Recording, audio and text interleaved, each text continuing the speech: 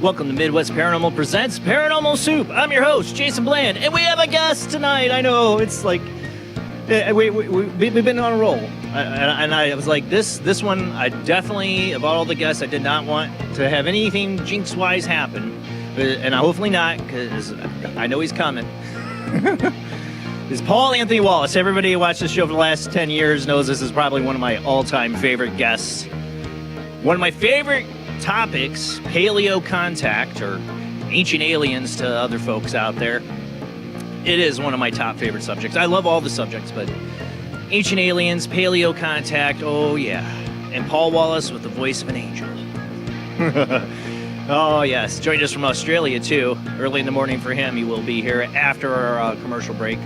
And we got lots of weird, because, you know, the world just keeps getting weirder, and no problem with material lately for the World Wide Web of Weird. I'll tell you what, I'm editing it down.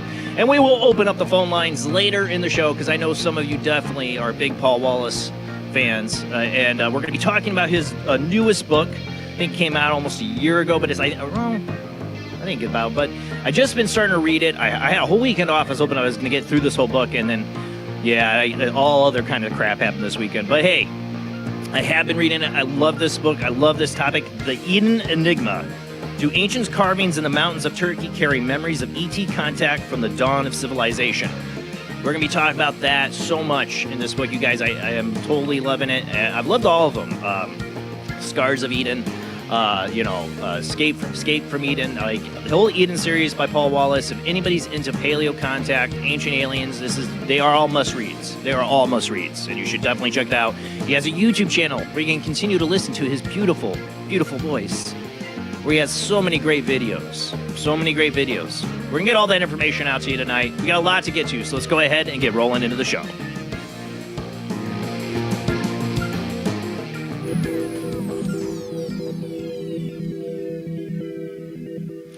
Welcome to another night of Paranormal Soup. As I said before, I'm your host, Jason Bland. Tonight's guest, Paul Anthony Wallis, will be joining us after the first commercial break, after our World Wide Web of Weird. But joining me, as always, is my beautiful co-host, Jamie D. How you doing tonight, Jamie? Doing well, thank you. I know you're excited for this. This is also one of your favorite guests.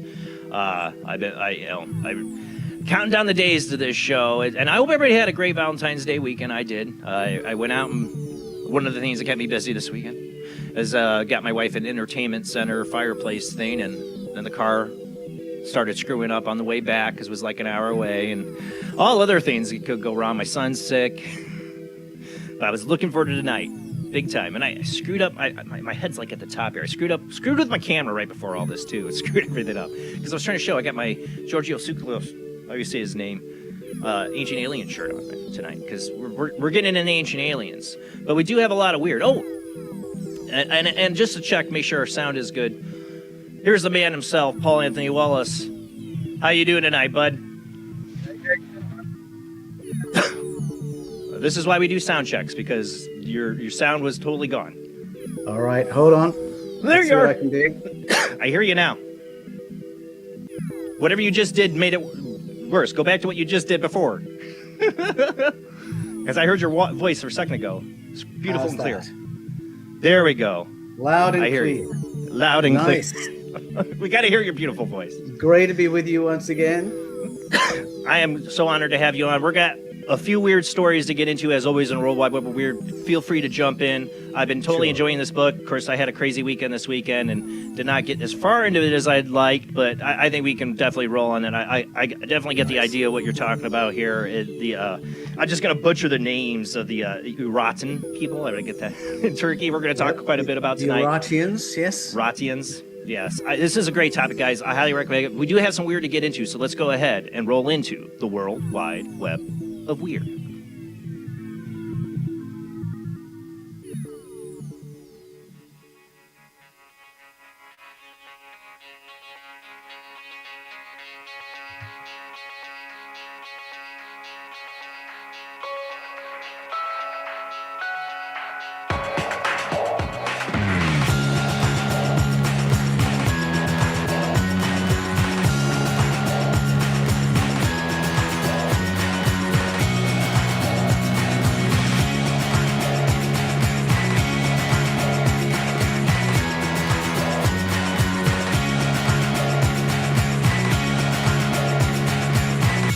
Tonight on the World Wide Web of Weird, last week we talked about the delay of Artemis II's mission to the moon.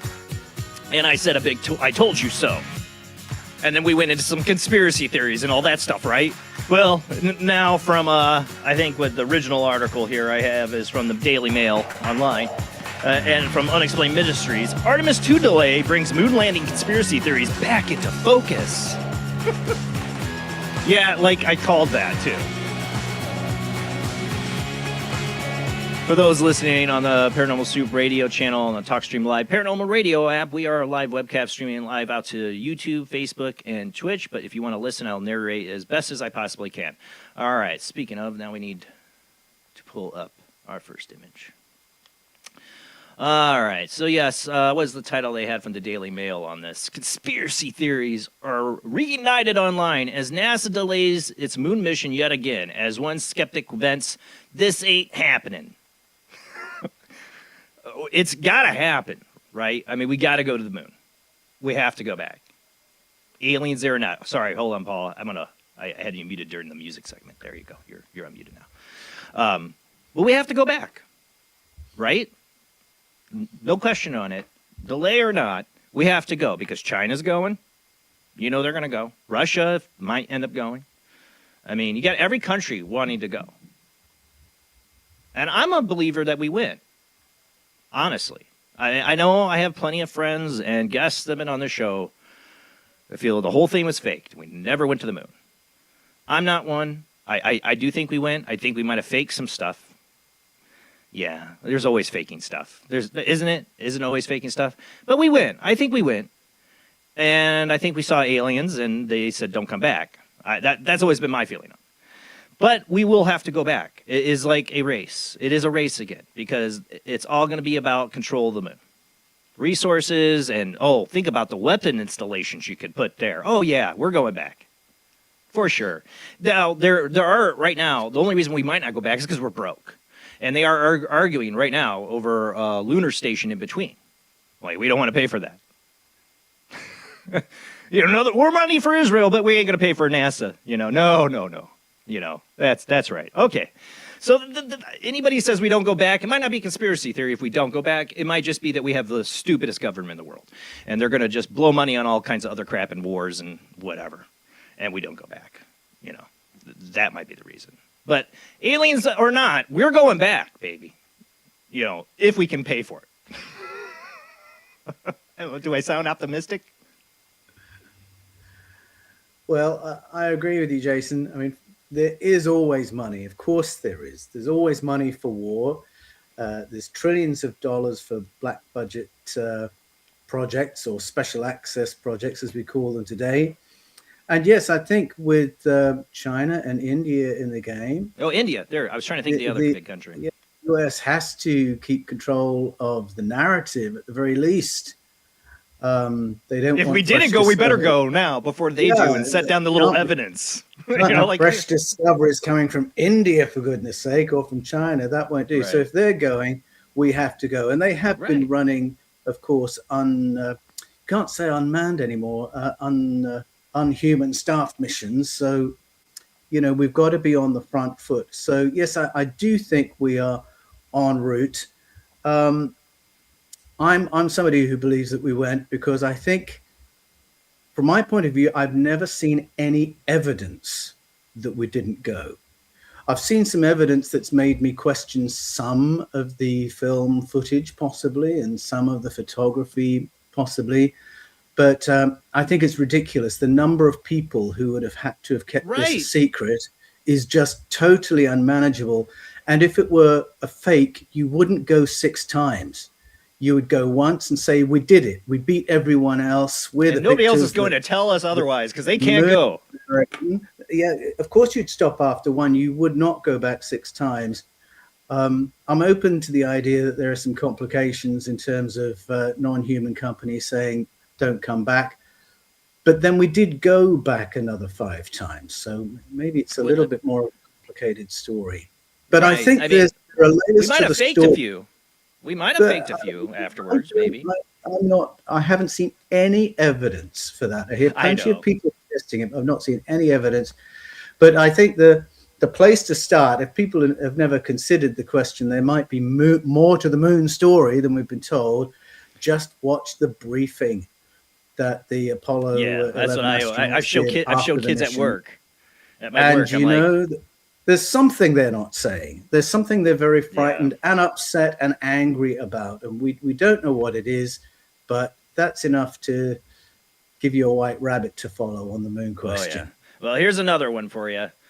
Just recently, there was a podcast with President Barack Obama, and he went on to say, when asked about aliens, his answer is they are real. That's what he said. Now, I've listened closely to every single president's response to this question, and he's been asked this question before, but this is the first time he said it with a definitive answer. They are real. They're not at Area 51, and I don't believe there's underground bases unless they're hiding that from the president, if I as closely can quote it as possible, without taking up time to read the article. How many of these former presidents are going to start coming out? But, I believe they are all given some kind of information at the first day, right? Some kind of way to deal with the president. And I say that, way to deal with the president, because, they aren't telling them about the underground bases. They aren't telling them about a lot of things, I think. For sure. Absolutely. Things are going to come up, right? There'll be all sorts of information that's not shared with the president because he doesn't need to know. And I'm sorry to say, President Obama has walked back on his comments in the original interview. I can't remember the name of the guy who's interviewing him. I can't either. Hold on, I got it. He says very clearly, "Oh, they're real." Brian Tyler.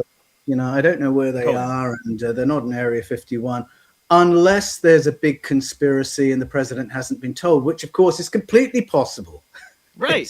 He knows that. He knows that when he says that. For that very reason, of course. Yeah. But he has since walked back and said, well, I just meant mathematically there are bound to be other forms of life out there. But we heard him. He knows exactly what his words mean when he says it. I would not give that credit to Donald Trump. And I'm not being political. I'm just talking about who they are as people as I see it. This is a man that does choose his words more carefully. Yes, he does. And what he said is, they are real. He says, I know they are real. I know they are real. I'm just saying. But, that's probably about the basis of all he knows. Yes. I think that's probably true. It's interesting. Wasn't it Clinton who said... Yes. Before I know you're going to be Clinton. Yeah. His first question was going to be about aliens, and it's just ridiculous. Everything we hear simply tells us that the presidents haven't been told anything. Now that we've had the hearings, The House Oversight Subcommittee hearing, the July 26th hearing with David Grush, Ryan Graves, and David Fravor.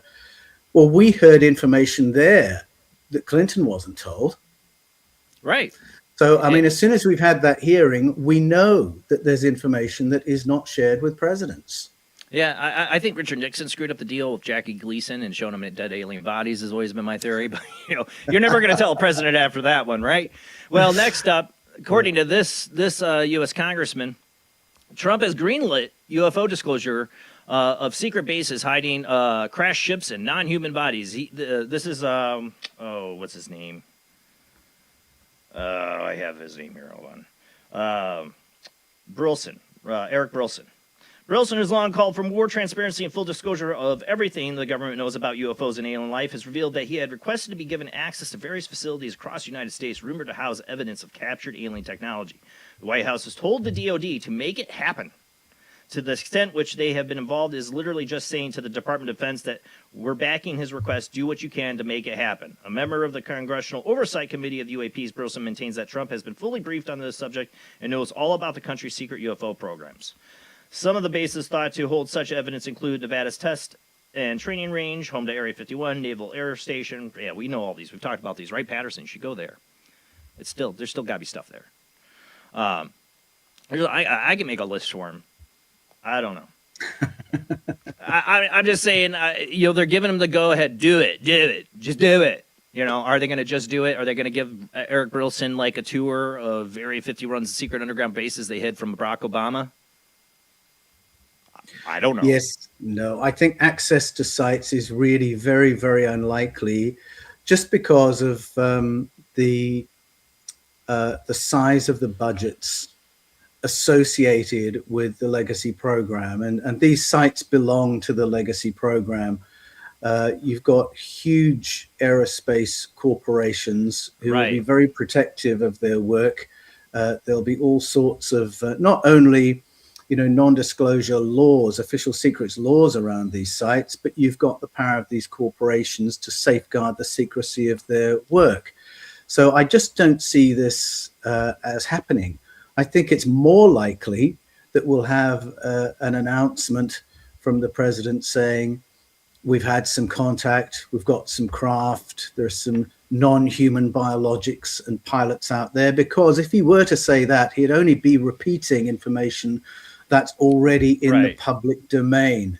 So, but it's big when the president says it, right? It's big if the president does some big announcement, right? It is bigger, and it is a degree further forward, because up until now, it's the former position holders who've been allowed to speak, which now, of course, includes President Obama. So it is a ratcheting up, but it's not a passing out of information that's not already out in the public domain. I wonder if Brock got a call from Trump, like, hey, don't you know I'm going to be releasing this information?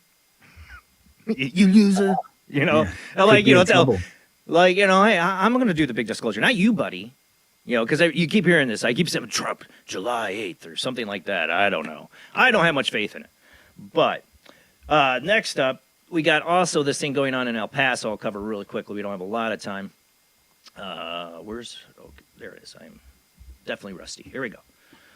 There's this whole thing going on in El Paso. Is it drug cartels? Is it UFOs? What? Nope, that's not the right rate. Not the right one. Drones. I don't know, but we do have people filming some weird stuff going on. And this one here out of El Paso. Sudden and surprising airspace closure over El Paso, Texas, stemmed from Pentagon's plans to test lasers for use in shooting down drones used by Mexican drug cartels. According to 3 people familiar with the situation, granted anonymity to share these details. This is from the AP. Okay, but then I see videos like this coming up. So I actually had to pull to the side of the road, see if I could get a good shot of this. You can barely see it. Looks like a dot here, but it's actually huge.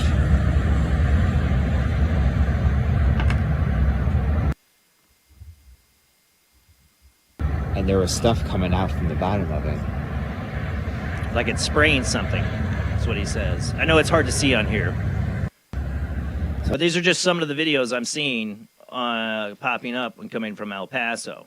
So is it a cover for something else going on there? Or is it just really drug cartels and drones? I don't know. Keep an eye on that one. I watch a lot of Flight Radar and things like that. El Yeah, I know. Paso has had so much air activity over Well, they the shut down the last, airspace. That was the big deal about it. so many helicopters. I have Yeah. videos of it, screen recordings. So I don't know. All right, next up, what have I been saying on this show for a long time now? All the chaos, all the anarchy, the riots, from either side politically, I don't care, which I hate politics. But what's going on, the divisive in America and all the craziness and chaos, and especially when they go after law enforcement, and law enforcement sometimes justifiably needs to be questioned about some of their actions. I can definitely agree. I'm not going to get into all that. But what I've been saying is they're trying to make us go, well, robots aren't racist. Robots aren't going to, they'll follow the rules. We'll let robots do it because we'll just live in the RoboCop society. And here we are. Real life robot police officers will be patrolling the streets by 2031. Expert predicts. I don't think it takes an expert. I don't. The idea of robotic police officers patrolling the streets, identifying suspects, and making arrests may not be far from becoming reality. That is, at least according to Professor Ivan Sun of the University of Delaware, who predicts that this will happen within little as 5 years. Unlike the titular characters of the 1980s classic RoboCop, however, these machines won't have a cyborg element. Just wait for that. But they will be capable of operating autonomously. So they'll not be like RoboCop. They'll be like the EOD thing. Whatever was it what it's called? Drop your weapon. And the guy drops his weapon and it's like, drop your weapon. I did drop my weapon. And he's, guns him down. Are they going to do retina scanning? For a while they're talking about actual officers being able to wear glasses and do these like retina scans. So if you look them on the sidewalk and you have some sort of record, or you might be seen as some sort of threat, they can just pull Well, they you use in. cameras. I mean, they use cameras for facial recognition. It's already headed into the Minority Report, that kind of But stuff. what I mean is, can they add that retina into robot? these Heck robots? Yeah. So they can just scan you and just take you. Yeah, facial recognition, eye scan, all that stuff. And they'll be just patrolling down the streets with big machine guns and, tell you to drop your weapon, and you drop it, and they're just going to shoot and kill you, Yeah, I'm good. Where are they trialing these, Jason? Just so they're I know not. how to Well, so I mean, if you want to talk about where they're trying them, China is already doing it, but they're not the only country. Other countries are putting robot dogs and other robot surveillance. There's a lot of countries even that are testing these out, and you got big robotics companies that are like, all pushing for these kind of things. It is where we're heading. But not all are using firearms and things yet. Some are having flamethrowers put on. Some are SWAT teams slowly teaching them how to fire a gun, but they're not running around with little weapons yet. As far as I'm just saying, I've been saying this is going to happen. I'll buy it for $1. I'll tell you it's going to happen. Sorry, RoboCop reference. I'm just saying. I mean, our world's looking very RoboCop-ish. And just wait for corporations to start owning cities, right? Because they're so goddamn broke, a corporation buys them, and it's the OCP, whatever it was, in RoboCop, and then and then they're putting robots on the street because they don't rebel against you. All right, moving on because we're gonna run out of time here, real quick. All right. Oh yeah. Speaking about robots, we got the AI apocalypse happening. Tour website AI sends visitors to Tasmanian sites that don't exist. Seriously, I don't have time to read this whole article. We're going to run out of time. But travel booking website ended up in a pickle recently when one of its articles sent people to a non-existent attraction. According to reports, an Australian tourism firm found itself embroiled in controversy earlier this year when it put an article about an idyllic destination known as Wellborough Hot Springs, described as a secluded forest retreat with an authentic connection to nature. The hot springs were depicted and included photographs, even made it into the list of 7 best hot springs Tasmania experiences of 2026, and it doesn't even exist. Doesn't even exist. Completely made up by AI. And people book trips. Oh. But the AI will get better. Trust me. Oh dear, Right. That's a shame. There are lots of lovely things to see in Australia that do exist. Just to stick up for my country here. Just don't trust the AI. Right. Just don't trust the AI booking my your trip. bucket list. Just don't do that, obviously. Talk to some people. Talk to like a travel agent. Do they exist anymore? I mean, do they? I don't know. As long as they're not doing all their research on ChatGPT.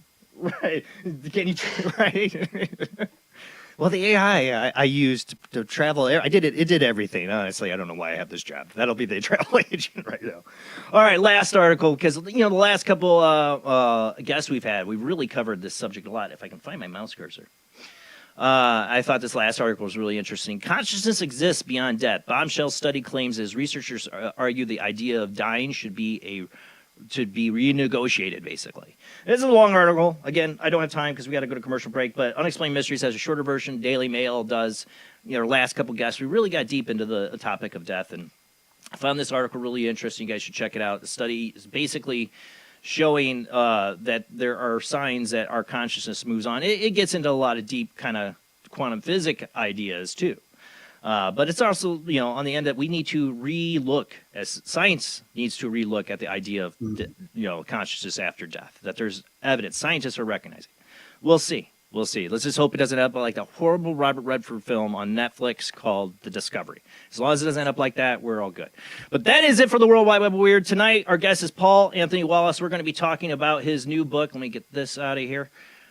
And we're going to be talking about his new book, The EDEN Enigma. Do ancient carvings in the mountains of Turkey carry memories of ET contact from the dawn of civilization? Deep Thoughts with Paul Anthony Wallis after the short commercial break. We'll be right back.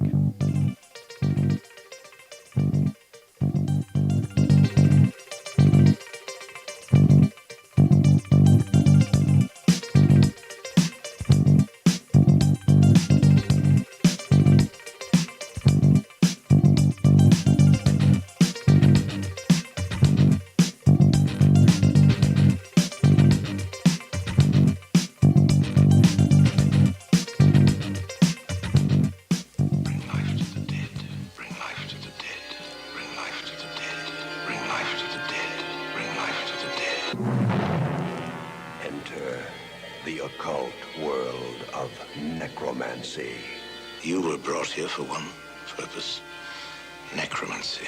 A ceremony dating back to the pre-Christian era. It's the art of reviving the dead. It requires involvement with evil spirits by the person performing the act. The devil god brings life to the dead. No, please. No, please. And death to the living. Necromancy. Starring Orson Welles and Pamela Franklin. From Cinerama releasing. In color, rated PG, parental guidance suggested.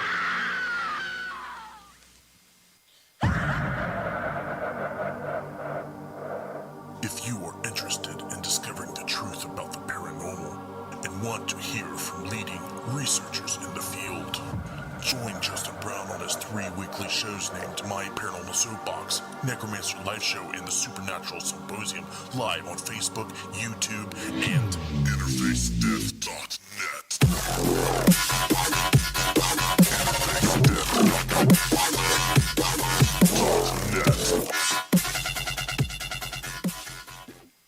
He is conducting an experiment into the combined effects of sensory deprivation and hallucinatory drugs. The subject of the experiment is himself, and the experiment is out of control. Ken Russell's Altered States, a film that must not be missed, is in the West End now. Altered States, Certificate X. Hello, I am Fernando Martinez. I think by now you know I am an emotional kind of guy. People stop me in the street and say, Fernando, what the hell is wrong with me?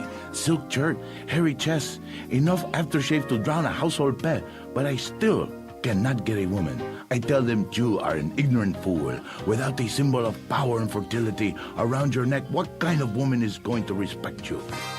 That is why I have teamed up with Medallion Man, the shop for medallion needs. Medallion Man caters to all levels of masculinity.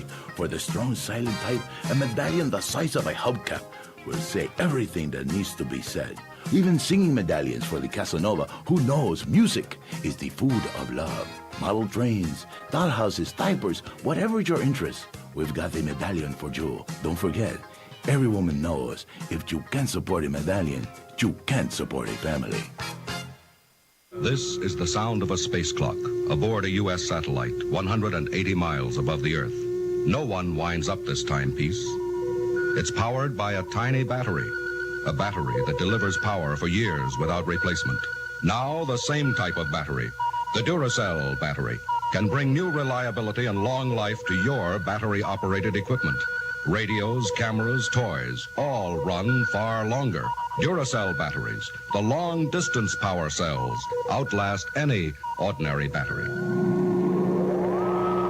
The same type of battery that keeps space clocks running for years can bring long life to anything powered by batteries. Dura, as in durable. Cell, as in power cell. The Duracell battery, made by Mallory. Switch to DCS ranging. 240, nominal to profile. We're in the pipe, 5 by 5.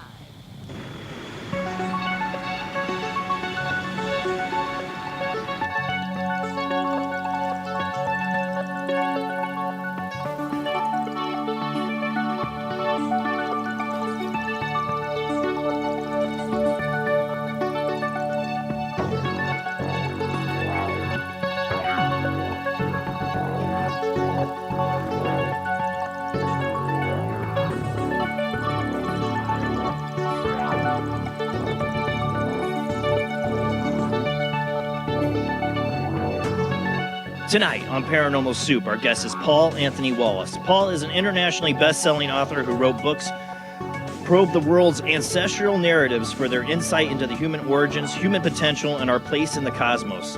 As a senior churchman, Paul served 33 years as a church doctor, a theological educator, and an archdeacon in the Anglican Church in Australia.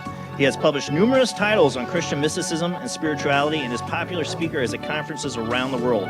Paul is known for his best-selling series of titles in the Paleo Contact. George Norrie hailed Paul's 2020 book, Escaping from Eden, as the generation's chariots of the gods, propelling Paul onto the international stage as the go-to guy in the field of Paleo Contact. The 2021 sequel, The Scars of Eden, was endorsed by the legendary Eric von Daniken. Late Eric von Daniken sadly just passed a few weeks ago. Followed up in 2022 by Echoes of Eden, and in 2023 by The Eden Conspiracy, both endorsed by George Norrie. 2024 seen as the release of The Invasion of Eden, endorsed by Laura Eisenhower as well. Somebody else I'd love to talk to. Paul's interviews and documentaries on the Paul Wallis channel of The Fifth Kind and the El Quinto Tipo are watched by millions worldwide. So I guess you guys should definitely check out The Fifth Kind on YouTube. I listen to it all the time. It's one of my favorite video channels on Paleo Contact to listen to. Besides checking out all the books, if you're into this topic, Paul Anthony Wallis is the one to go to. I swear. I mean, you got to pick up at least one of these books and you'll be convinced. We got a lot to get to, and we'll open the phone lines later. But let's go ahead and get to our guest.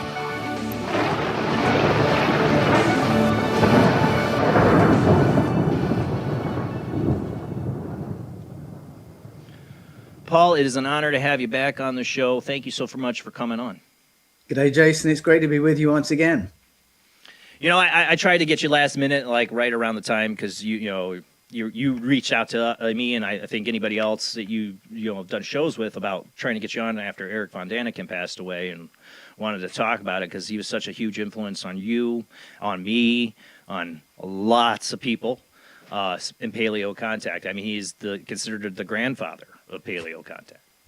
He is the great granddaddy of this whole genre, and he blazed the trail for everyone who's in the field today, because he really is the person who broke the taboo around the idea of a populated cosmos and contact between our ancestors and other civilizations in the deep past.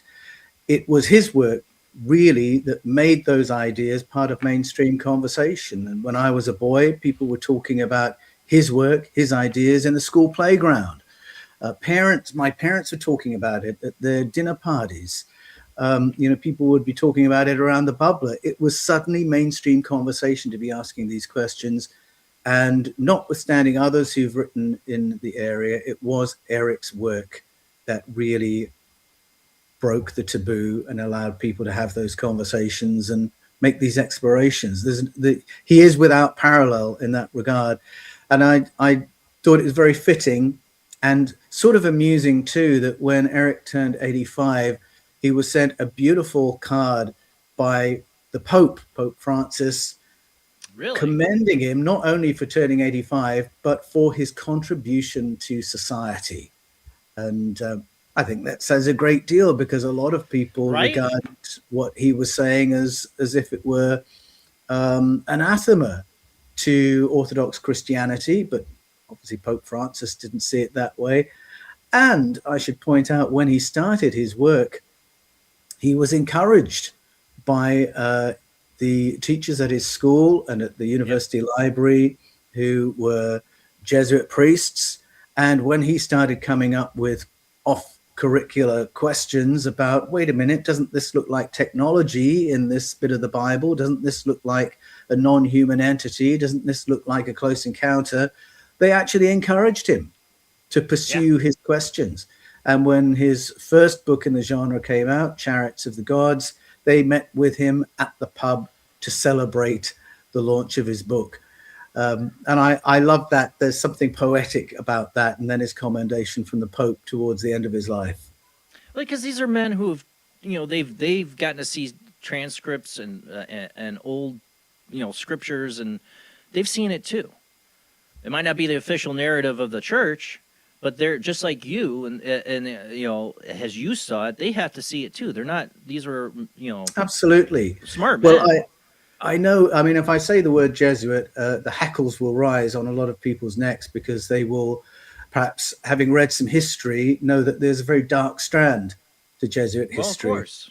But there is a lot of scholarship and a lot of people with real intellectual integrity and expertise within the Jesuits as well. And that included his school teachers, who were all multiple PhDs. I mean, they weren't your average teacher. And so they were deeply aware of the translation questions that young teenage Eric was raising. And instead of shutting him down and saying, just learn your catechism, they said, these are great questions and you should probe these further. And I'm glad they did that, because we all got to benefit from the journey that Eric went on at their encouragement. Yeah, for me, it was fine. It reached my mom somehow, because she had, a hardback copy of Chariots of the Gods sitting on her shelf. I discovered when I was like 10 years old. I couldn't believe it. On the Paul Wallis channel on YouTube, I put up a tribute to Eric as soon as I heard that he'd passed away. And I expected YouTube to be full of tributes to him from people who have, benefited from his work, if I could put it that way. And it was very, very quiet. But people piled onto my video to share their own experiences, their own connection with Eric's work. And I lost count of the number of people who said, my mum had a copy, my dad had a copy, and I discovered it when I was 11, 12 years old. That's my story, and evidently the story of thousands and thousands of others. I swear to reason, the moment my mom told me about the book, I'm like, what is this? And I boom, somebody believes what I've felt down the hallways. Every time I've been told a biblical story, I'm like, but what if it was aliens? I was one of those guys before Ancient Aliens, before I touched Chariots of the Gods, deep down in my inner sci-fi geekness of myself, of my childhood brain, I felt like every time I heard a biblical story, I'm like, yeah, but it could have been aliens. Yeah, that's right. Exactly. So, I mean, I think kids do picture what they're reading in the Bible and other ancient texts, and have the liberty to say, don't we call this a spacecraft? Don't we call this a wormhole? Doesn't that sound like an alien? And unfortunately, in a lot of churches and a lot of Christian families, those questions are shut down because people are frightened by those questions, thinking it's going to lead the child away from a sound Christian faith. That wasn't my experience. My parents were not believers. They were very open-minded. They had Erich von Daniken's book. My mum gave me the World Atlas of Mysteries by Francis Hitching, another book called Supernature, because she could see I was curious, and she wanted me to remain curious and to know that there are things we don't know the answers to. And the thing that I clicked with in Chariots of the Gods was I felt that Eric had put his finger on our inability to explain ourselves as the alpha species on planet Earth. The religious answer that we're God's special creation, that's why we're the alpha species, really seems to neglect the fact that it's obvious we're some kind of a primate. How does that make sense? How could we just be an afterthought evolutionarily? an adaptation of something that was already here. That didn't seem to fit that story very well.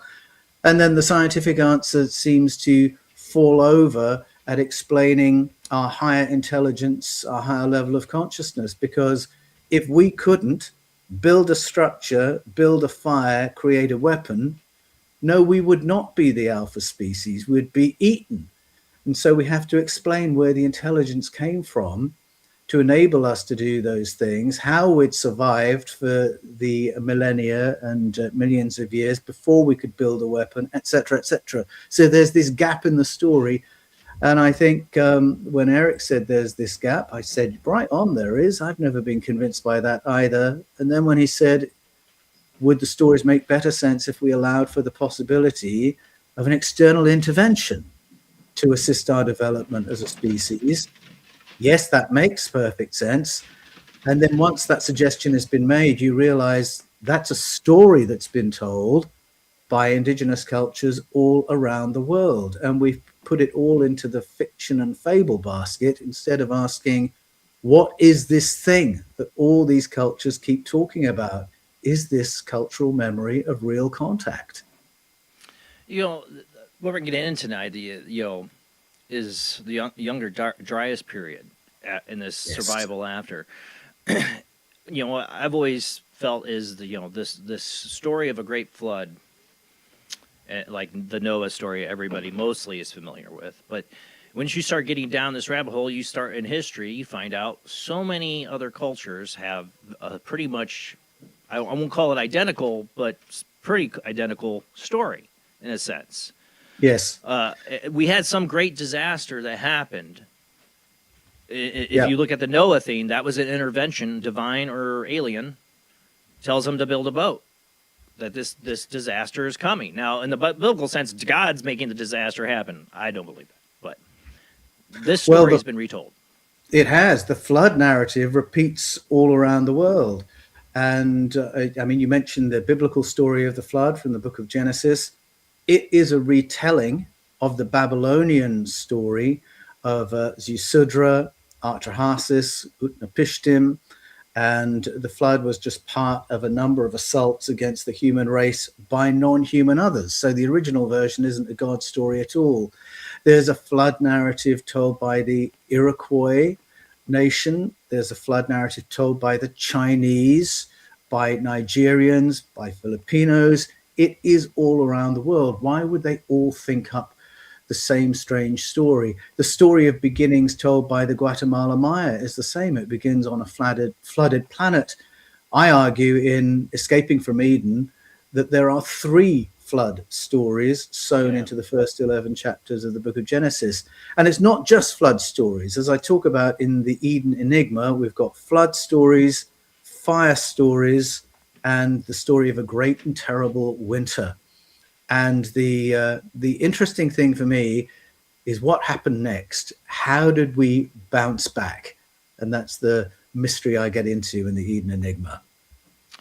A lot of it when I hear it, and this is just me, not from your book, but the younger Dryas period, 12,000, 11,000 years ago, we come out of it, right? But before that, I believe we had ancient civilizations that were way more advanced. That's just, the belief I have from what I've seen, what I read. I believe there had to be some kind of, not just aliens involved, but we had some kind of advanced civilization that got wiped out. And what would happen if there was advanced to the point where they have nuclear weapons, and what happens? A nuclear winter. Yes, indeed. I mean, if you read the Mahabharata, you'll be asking questions about, did we have a nuclear winter? We certainly hear about weaponry that appears. When we read the stories today and picture it, we're thinking, wait a minute, that's a nuclear blast, that's a nuclear winter. In the Eastern tradition, there isn't this embarrassment over the idea of ancient technology. It's in the Bible, but we haven't translated it that way. Whereas when you go to the Vedas, it's all there in your face. And when you look at the carvings in India, it's all there in your face. An ancient story of a previous civilization with advanced technology. You got wherever you have your mic, you're sounding good now, but there's some kind of angle you took where it got really muffled. So if I catch it again, I'm gonna interrupt you so that way you don't sound All right, muffled. okay. You sound good now. I don't know. It's like some angle you changed. I don't know. It came back. So we understood you. Stand very still, Paul.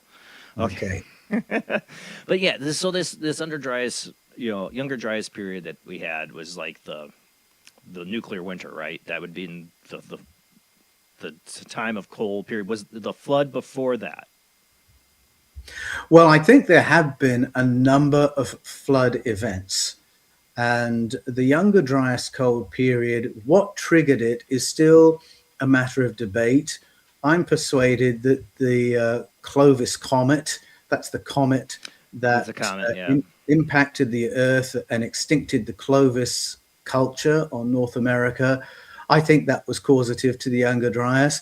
Other people argue, I think it's Anthony Parrott, who studies solar activity. He believes that it might have been solar activity that triggered the younger Dryas. But whatever it was, the younger Dryas cold period was a sequence of cataclysms. So it wasn't just a great and terrible winter. It would have begun with sky fires.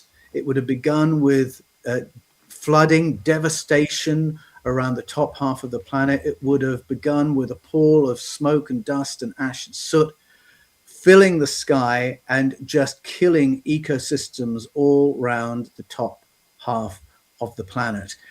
And this sequence of cataclysms continued for more than 1,000 years. So it was a rolling extinction experience.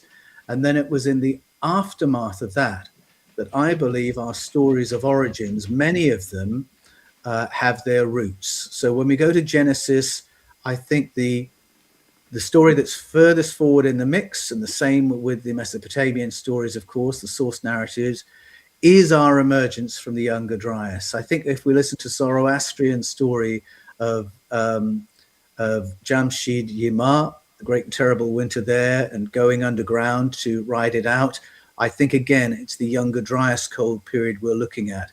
Not the only extinction level event within human history by a long chalk. And so there may be seeds of a memory of the Adams event 42,000 years ago, or the Mount Tobit event 70,000 years ago. All extinction level events, all will have been scarred into our collective memory. But I think the most detailed storytelling, and the story I focus on in the Eden Enigma, is what happened to help us bounce back 11,600 years ago as we recovered from the younger Dryas, which would have meant more disturbances, more flooding, but an emergence into territory that no longer had fertile farms in it, no longer had the capacity to support cities.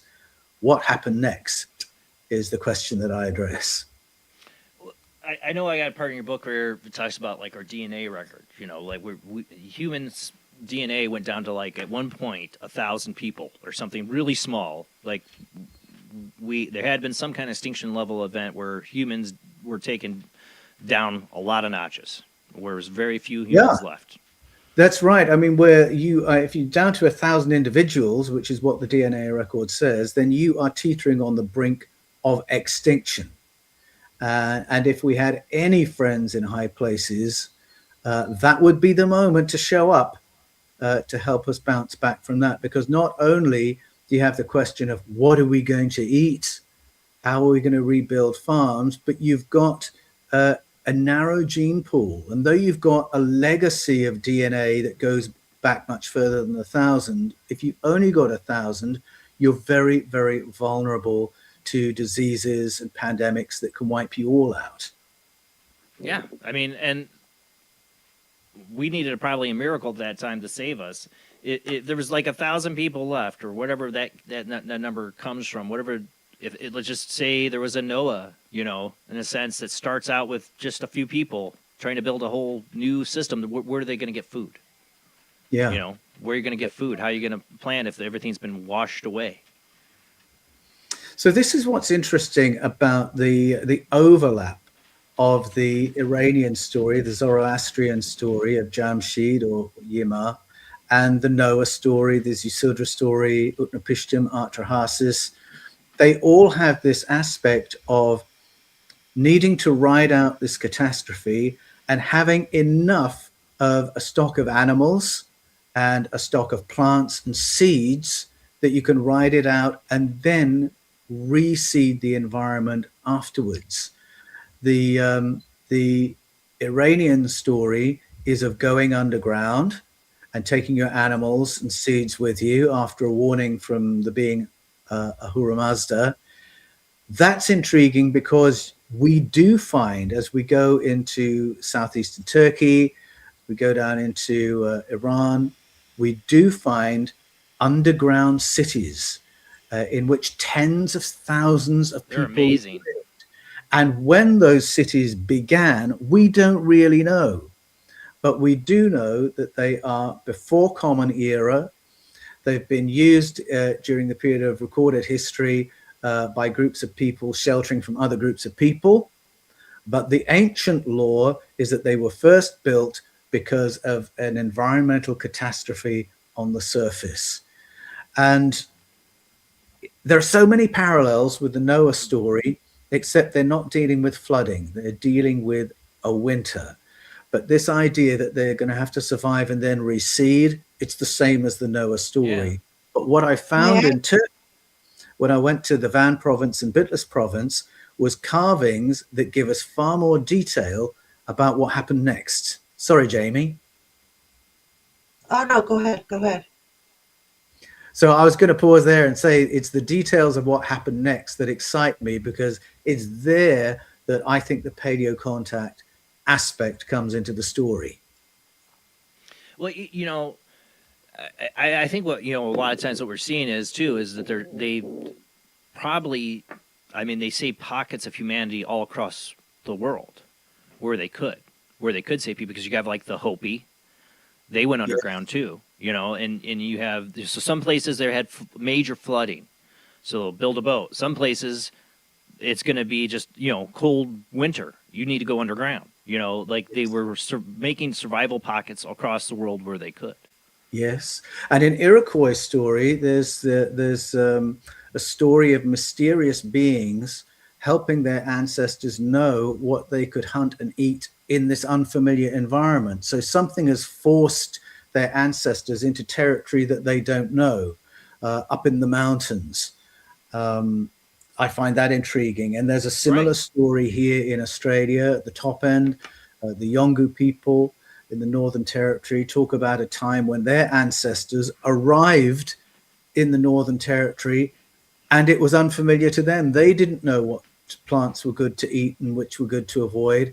And it was other mysterious beings who told them, fish for these fish, eat these plants, these other ones are good for medicine, so on and so forth. But the backstory to this is something has forced them out of their homeland. There has been an ecological catastrophe that has forced them to go somewhere they don't know, and where they don't know the flora and fauna. And again, another familiar story across the world with, you know, this narrative of being basically survivors. You know, you picture it. You know, when I'm a Star Trek fan, yes, we know.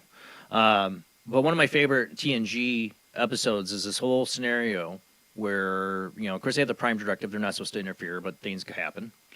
And they have to literally take the holodeck and make a fake planet for these people to make it look like they are just going through these caves. They're just going through these caves during this natural disaster when they've actually been brought upon the ship because the planet's Fubar. You know, it's going to be blown up. So they're transferring to a whole new planet, right? And they don't even know it. They don't even know it because they've been brought upon the holodeck, right? It's such a brilliant episode. And the writers...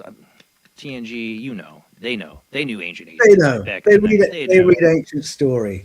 Mm-hmm. I love how that happens. I mean, it certainly happens in Star Trek. There's a lot of ancient ancestral story being retold there. Also, the Marvel universe is a great place to go.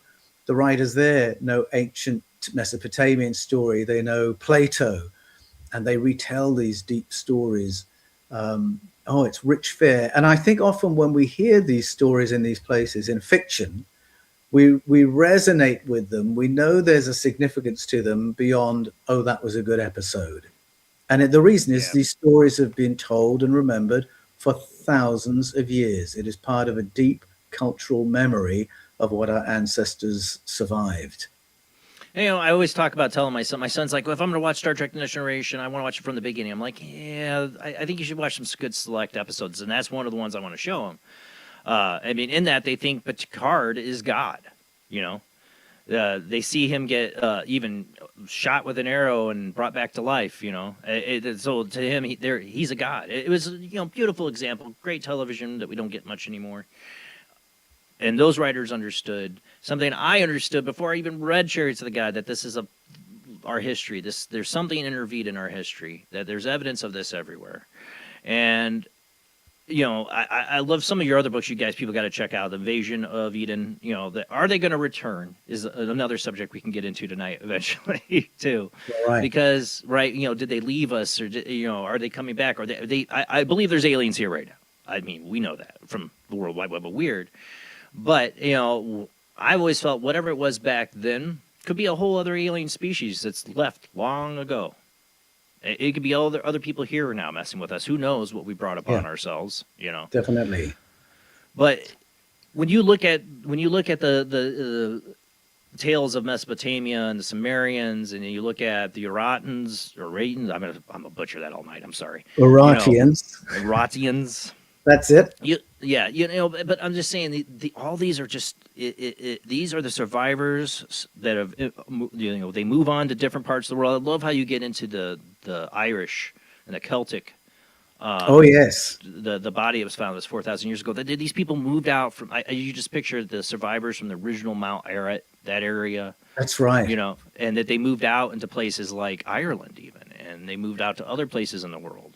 Exactly. The Great Migration from the Armenian highlands, from the Ararat region, is something that's spoken about by many cultures. So we hear it spoken of in Babylonian culture. The oldest map of the world points to the Ararat region, and they say that's where Yasudra landed and started reseeding humanity and the ecosystem to support it.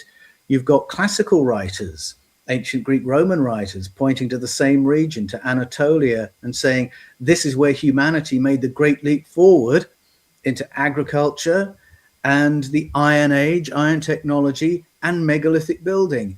And the DNA record helps us to track the migration of all those technologies: agricultural science, megalithic building, iron technology, into the Baltic states, into Northern Europe, all the way to Northern Ireland.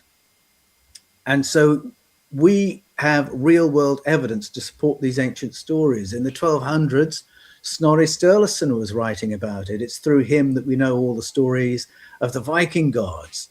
And he says that Odin and his people began in Assaland and then migrated from there into Northern Europe and Scandinavia, bringing with them the advanced sciences. So there are so many vectors pointing in this direction. Moses Koronatsi, writing in the 5th century of the Common Era, when he talks about the origins of the Armenian people, he tells exactly the same story. And I was really thrilled. I was flying out to Turkey last year to do some filming with Matt LaCroix, and I was given a little pouch with some bread in it.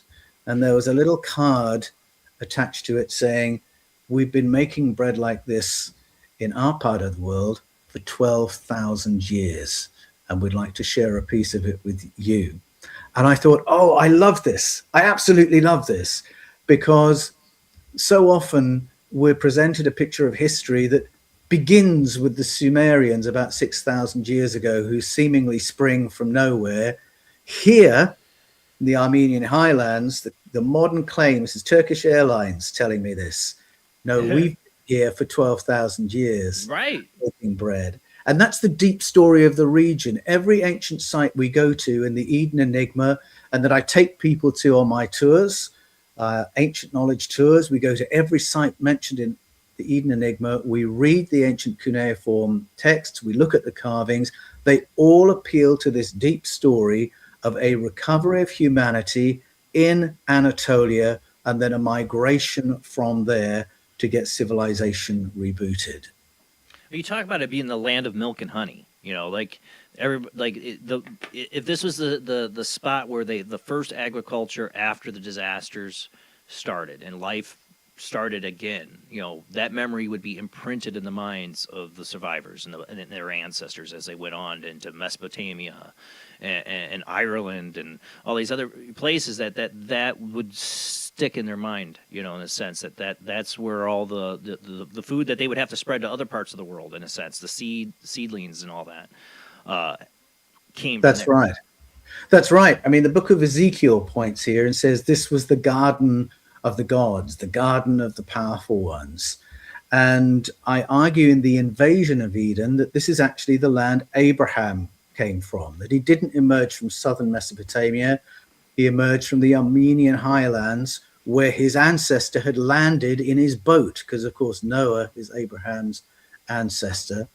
And that in the Abraham story, not only do we have a story of Hebrew origins, but there's actually a story of human origins layered into it as well. And it's all pointing here to this part of the world. And the name given to this region, Anatolia, I find very telling, because it means the place where the sun rises again.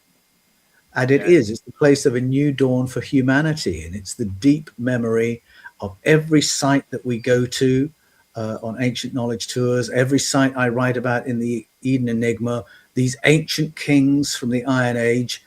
Every time they dedicate a building, they say, this is the place where agricultural science leapt forward, and I, King Russo, or I, King Sarduri, or I, King Argisti, brought that science to this region and turned a desert into fertile land. The story gets told over and over again because they understand that's the significance of their region to the world.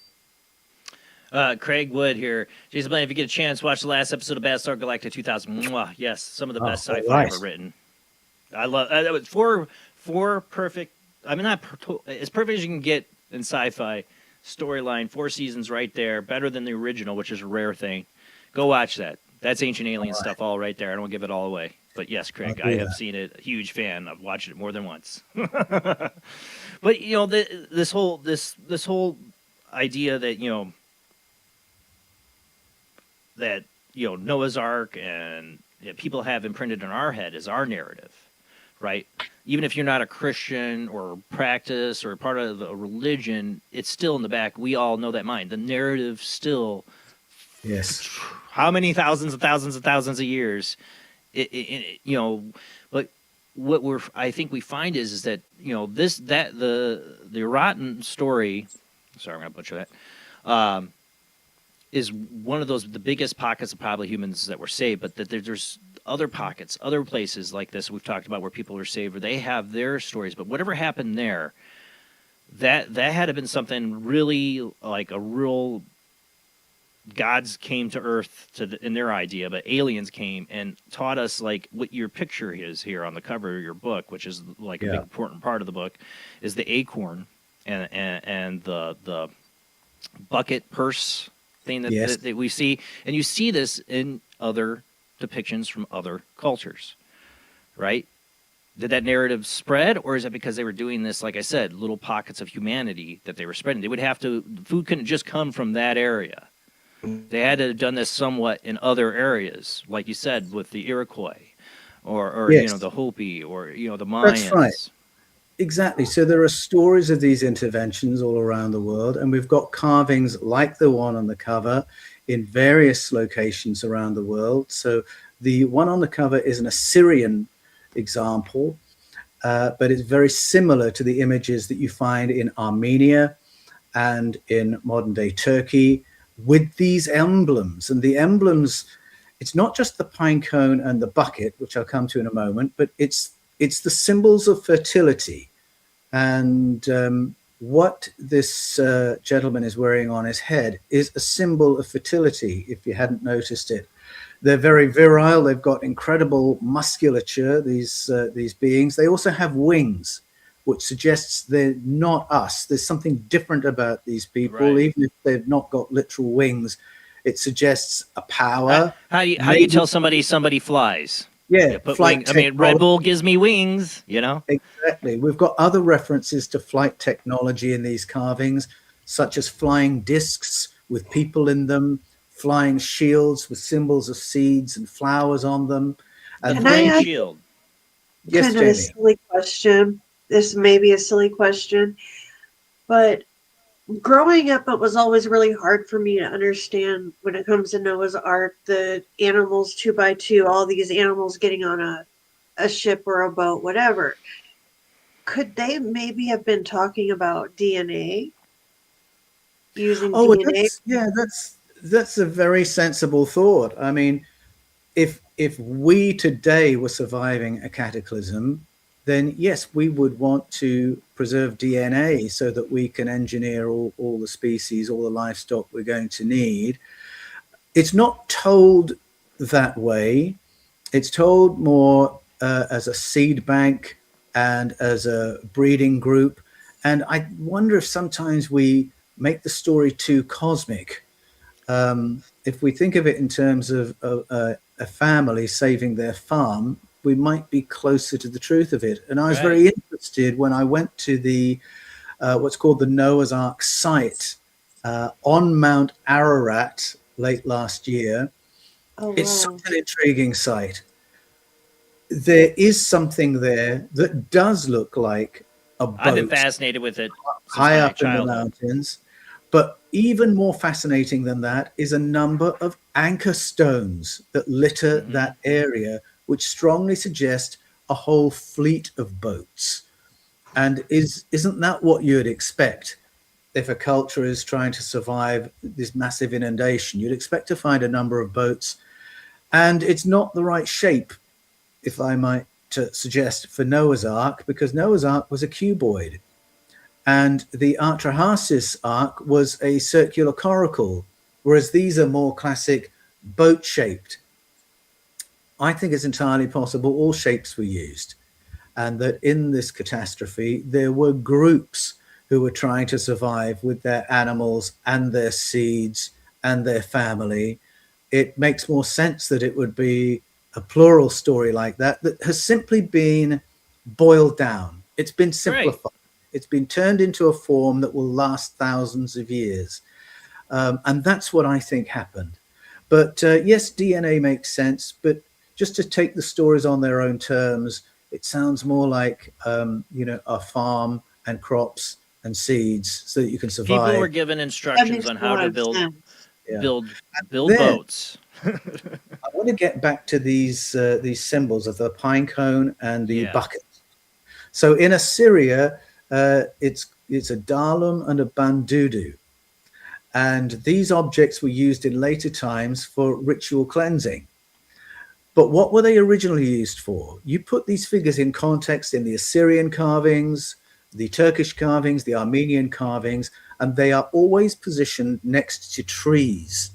And the trees aren't thriving in the wild. They are growing in an artificial environment, in what looks like a clinical environment.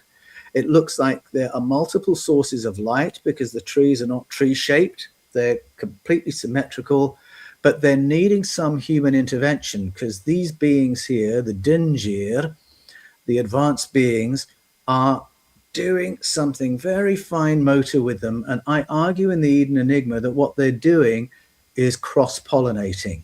Right. And that this whole story implies an environment without farms, without crops, without harvests. And what they've done is they've brought a plant stock in that is going to need adapting in order to thrive in the new environment. We're in an environment without flying insects, without bees to do the pollination work. And so it's got to be done manually. And we see carvings where the Dingir, the winged beings, are showing human beings how to do it. And I think that is the great intervention that happened when our survival hung in the balance. That was the upgrade that we received from our advanced neighbors.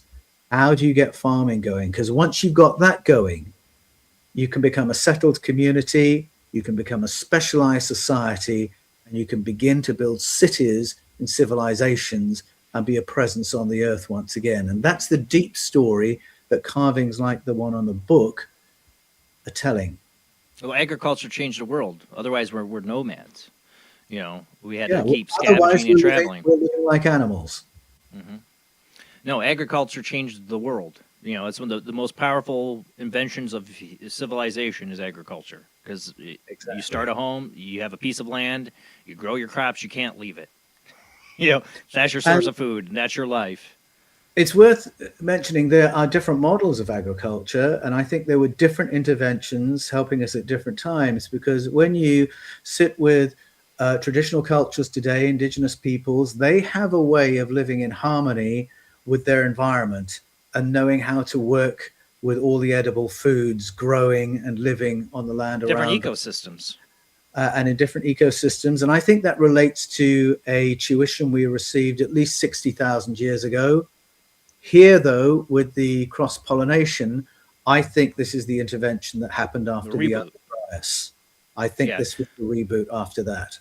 Well, I think, we could go back, before the Younger Dryas, and the advanced civilizations happened because probably an intervention or stuff that was taught to humanity. I always wonder, who figures out I can eat this? Who figures out I can plant this? Yes. When the population's down to 1,000 people, you don't have a lot of room for mistakes. But it's more than that, because with something like wheat, it's who figures out I need to change these 2 genes so that this can be grown in high density. Because it's that level of expertise that kicked off the agricultural revolution in southeast Turkey 10,000 years ago.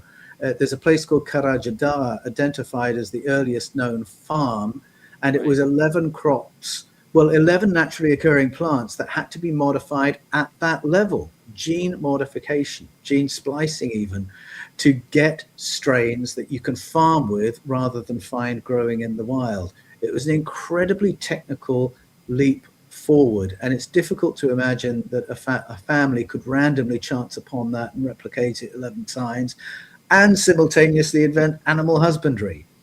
I think the more logical explanation is they had a little help, either the recovery of knowledge from a previous civilization, or we take the stories of the ancients at face value and say we had help from Dingir, and Dingir are not human. They're very much like us, but they've got better technology than us.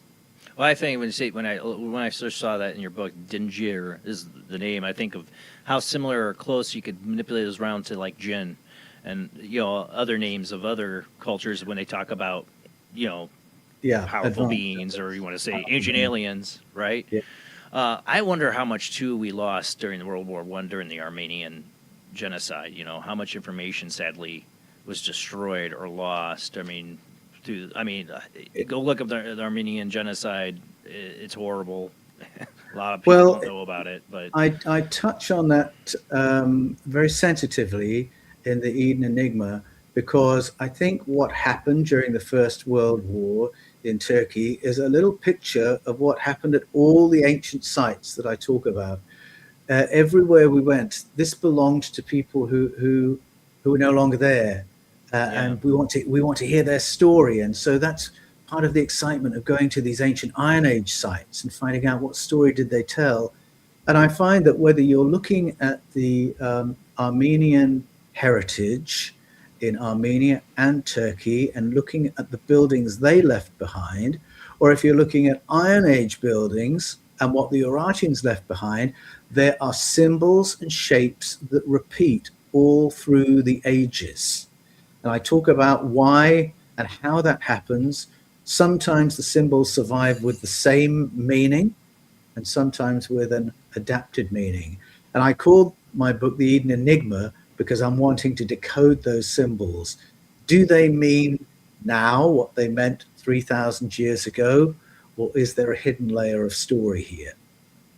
There's definitely a hidden layer of story we're missing. There's a big piece of this story we're missing, but one of the things I find interesting too, another symbol that you talk about in the book is the shield with the cross, and or the shield or disc, because I can think of the Egyptian Akhenaten, or you say his name, I'm a butcher that too, who Akhenaten, as he had a shield or disc. You know, it's Ra, you want to say, or whatever. That this is another symbolism of alien, I believe, intervention. Because what are they? A disc in the sky, and you show that in some of the pictures. It's like a blue sky with a bunch of these crossed shields.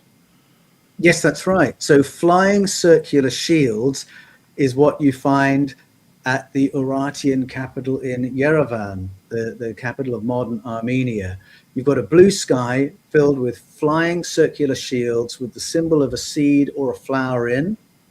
And then you've got the intervention, the cross-pollination story in other paintings. So that story exists there. And these flying discs occur in other cultures. Go down into Assyria and you'll see that the Tinja who are doing the cross-pollinating are being supervised by a being in a flying disc. And this has been interpreted as, oh, well, this is a symbol of Anu in this culture, or a symbol of Ahura Mazda in this culture over here.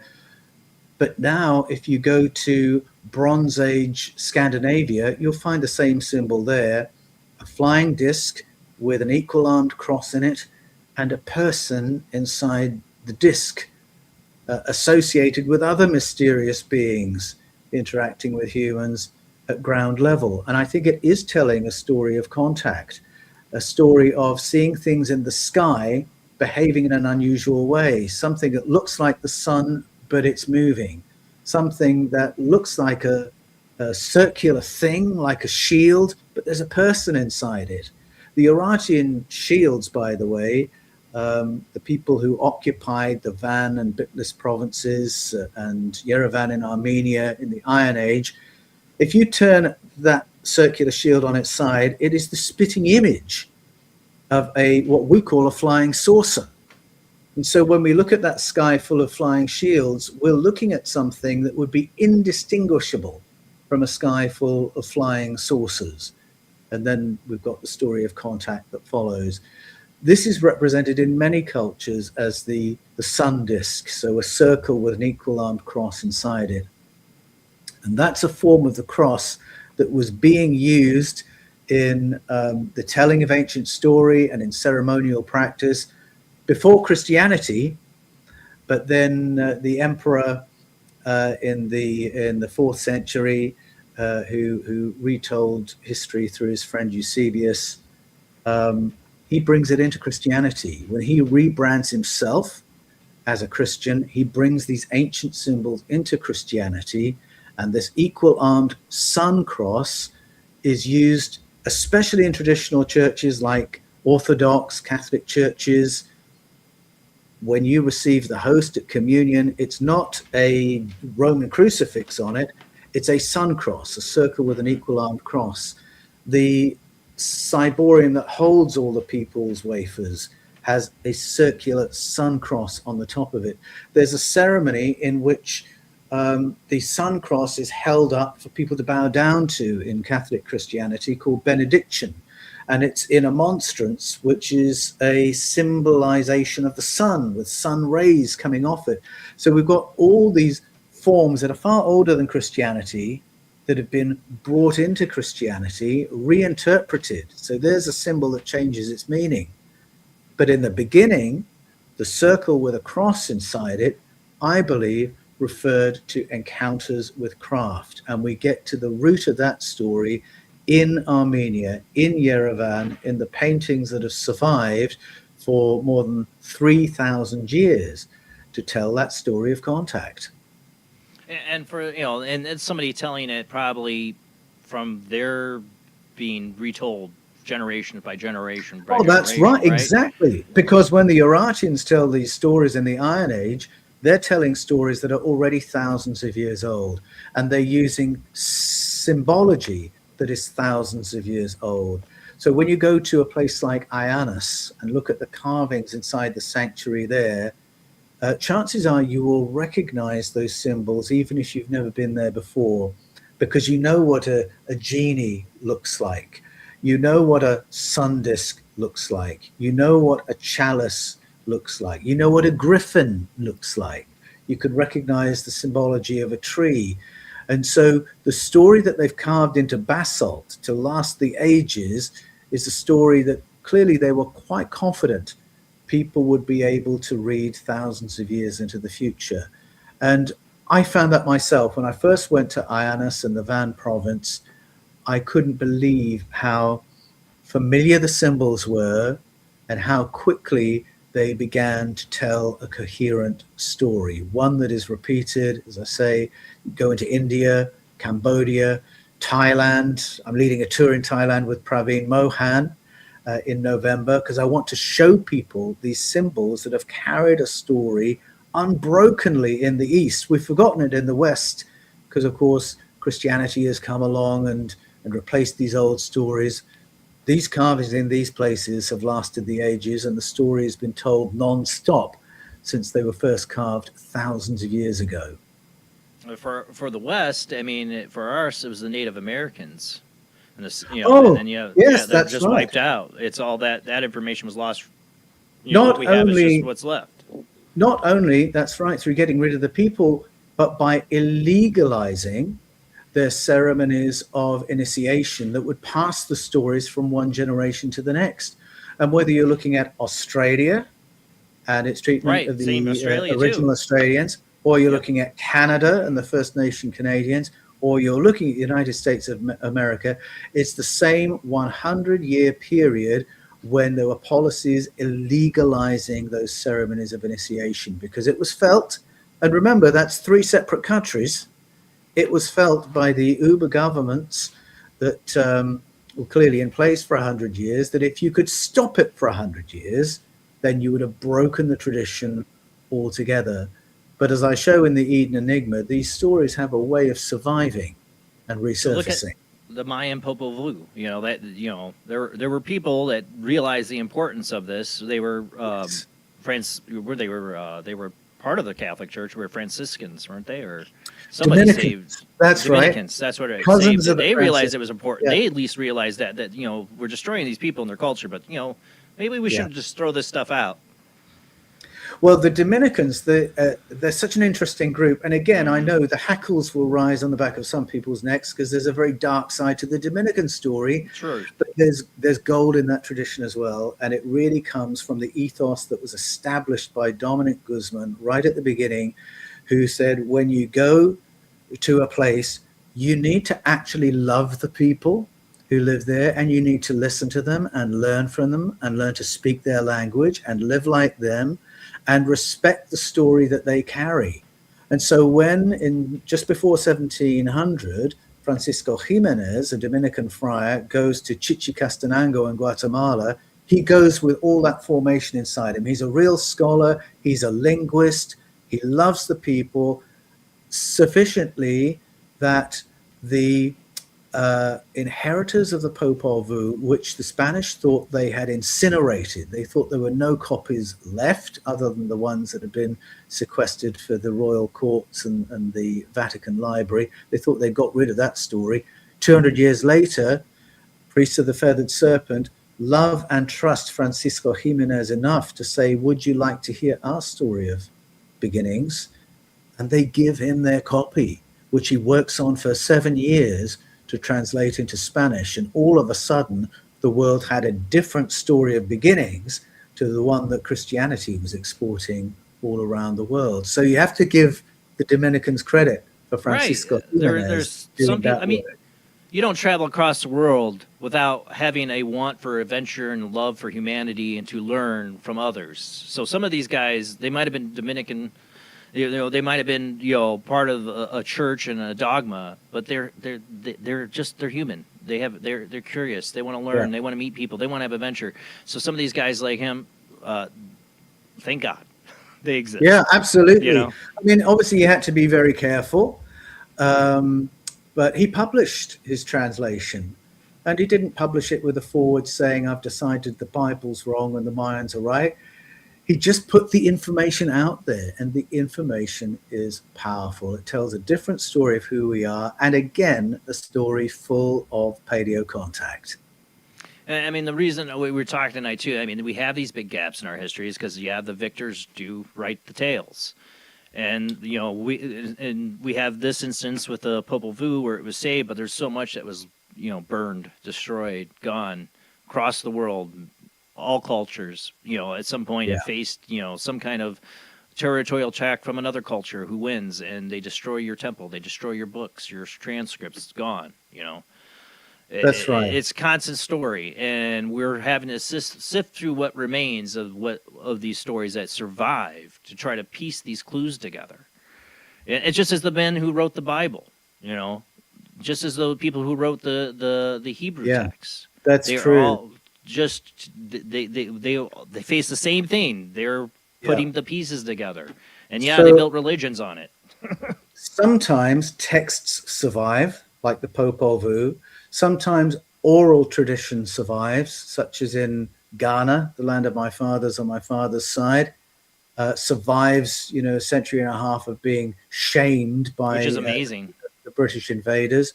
But sometimes you go somewhere like the Van province where the whole people group is gone. The Urartians aren't there anymore. The sites are now empty, but what they have left behind is carvings and inscriptions, and that is the memory of their culture. And so for me, it's tremendously exciting to go and tell stories that have not been told for thousands of years and realize that it fits into a global pattern of story that gives us a quite different appreciation of who we are, how important we are as a species in the cosmos, that we have friends in high places, that the idea of contact with other civilizations doesn't have to be frightening, because we have to understand we've always been supported. We've always been There has curated. to be some good guys out there. There We have wouldn't been have made it. good guys out there. Exactly. Otherwise, we would not be here today.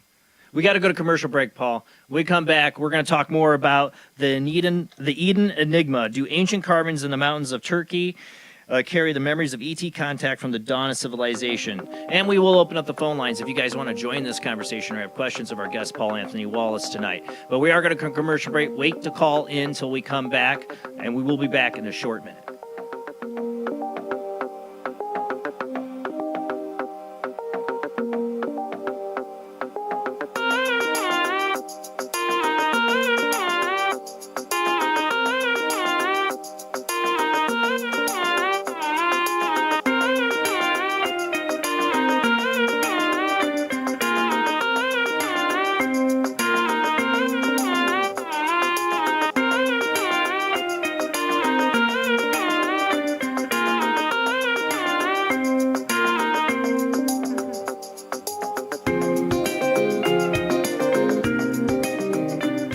Conducting an experiment into the combined effects of sensory deprivation and hallucinatory drugs.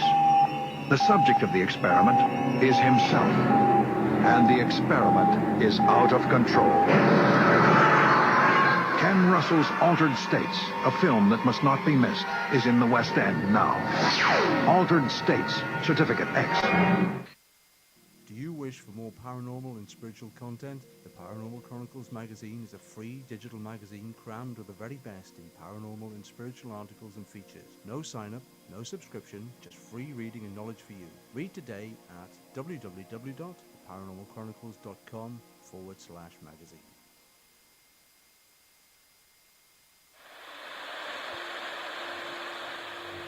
Join us every Wednesday night at midnight Eastern Standard Time for Weird Wednesday, the live stream, with your hosts Jamie, the Living Dead Girl, and Rob, the Phantom, where we'll talk about all things paranormal, including zodiac, astrology, tarot card and oracle card readings, live ghost boxing and spirit communication, where we'll do Voices from Beyond, the Cold Case Files.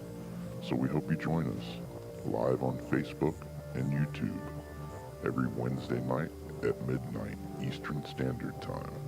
We hope to see you there. Bye-bye.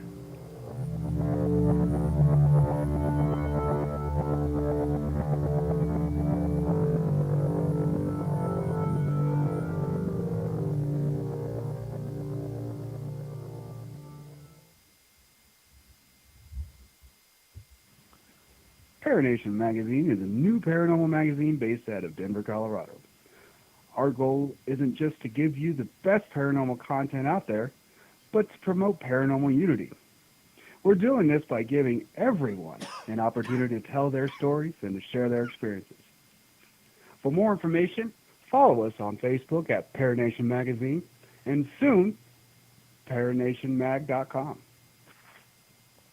I've Never Met a Dead Person I Didn't Like is the extraordinary travels of a young, alone, and broke psychic in the highly anticipated new book from internationally renowned psychic, medium, medical intuitive, and best-selling author Sherry Dillard. Critics have described I've Never Met a Dead Person I Didn't Like as an engrossing memoir, an empowering story of how a broken girl came to accept her psychic gift, a refreshing and fun read. I've Never Met a Dead Person I Didn't Like is available through Amazon, Kindle, Barnes & Noble, and wherever books are sold.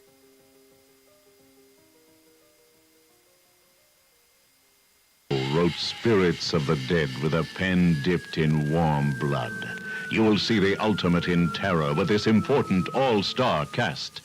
Brigitte Bardot, Alain Delon, Jane Fonda, Terence Stamp, and Peter Fonda in Edgar Allan Poe's Spirits of the Dead. Only Poe's demented genius could bring to the screen such horror and evil. Spirits of the Dead stars Brigitte Bardot, Alain Delon, Jane Fonda, Terence Stamp, and Peter Fonda. Directed by three masters of the cinema, Federico Fellini, Louis Malle, and Roger Vadim. Spirits of the Dead is an adventure in terror beyond your wildest nightmares. Spirits of the Dead in color is rated R.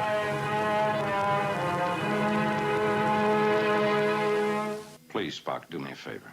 And don't say it's fascinating. No. But it is interesting.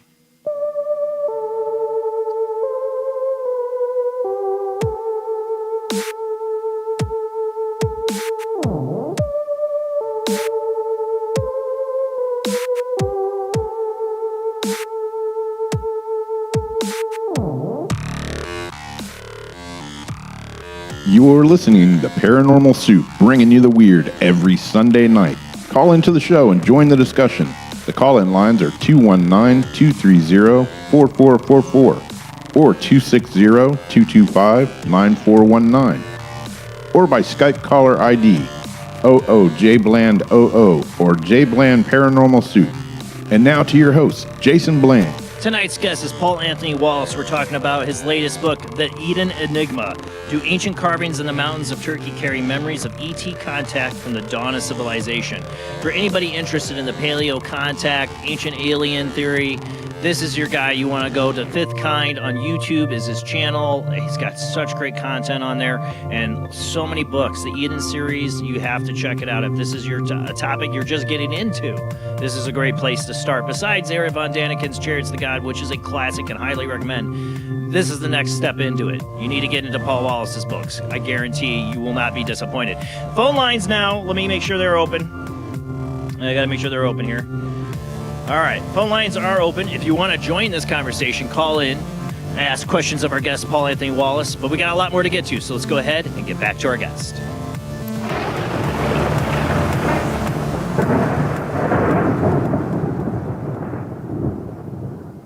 All right, lines are open, people. I'll put the numbers up here again for you. Anybody watch, at least can see it. All right, lines are open. There we have our guest, Paul. Thank you for continuing on with us tonight. We're talking about your book here. The EDEN Enigma, and this is part of your EDEN series of books that I'm a huge fan of. Like, again, I cannot highly more recommend this for people that are into paleo contact. You're unmuted. Okay, can you hear me now? I hear you. Excellent. Yes, so this is the sixth in the EDEN series. I really enjoyed writing this because I wanted to give people a feeling of being at these ancient sites. It was so powerful for me. I've been 3 times in the last 18 months to these sites in the Bitlis province and Van province of Turkey. And I wanted to share what is at each site and the feeling of being there, and then beginning to connect the dots with these other stories from around the world and realize that a coherent picture is emerging about our deep past. And that's the thing. I mean, how far off do you think we are from? I mean, we have a lot of people.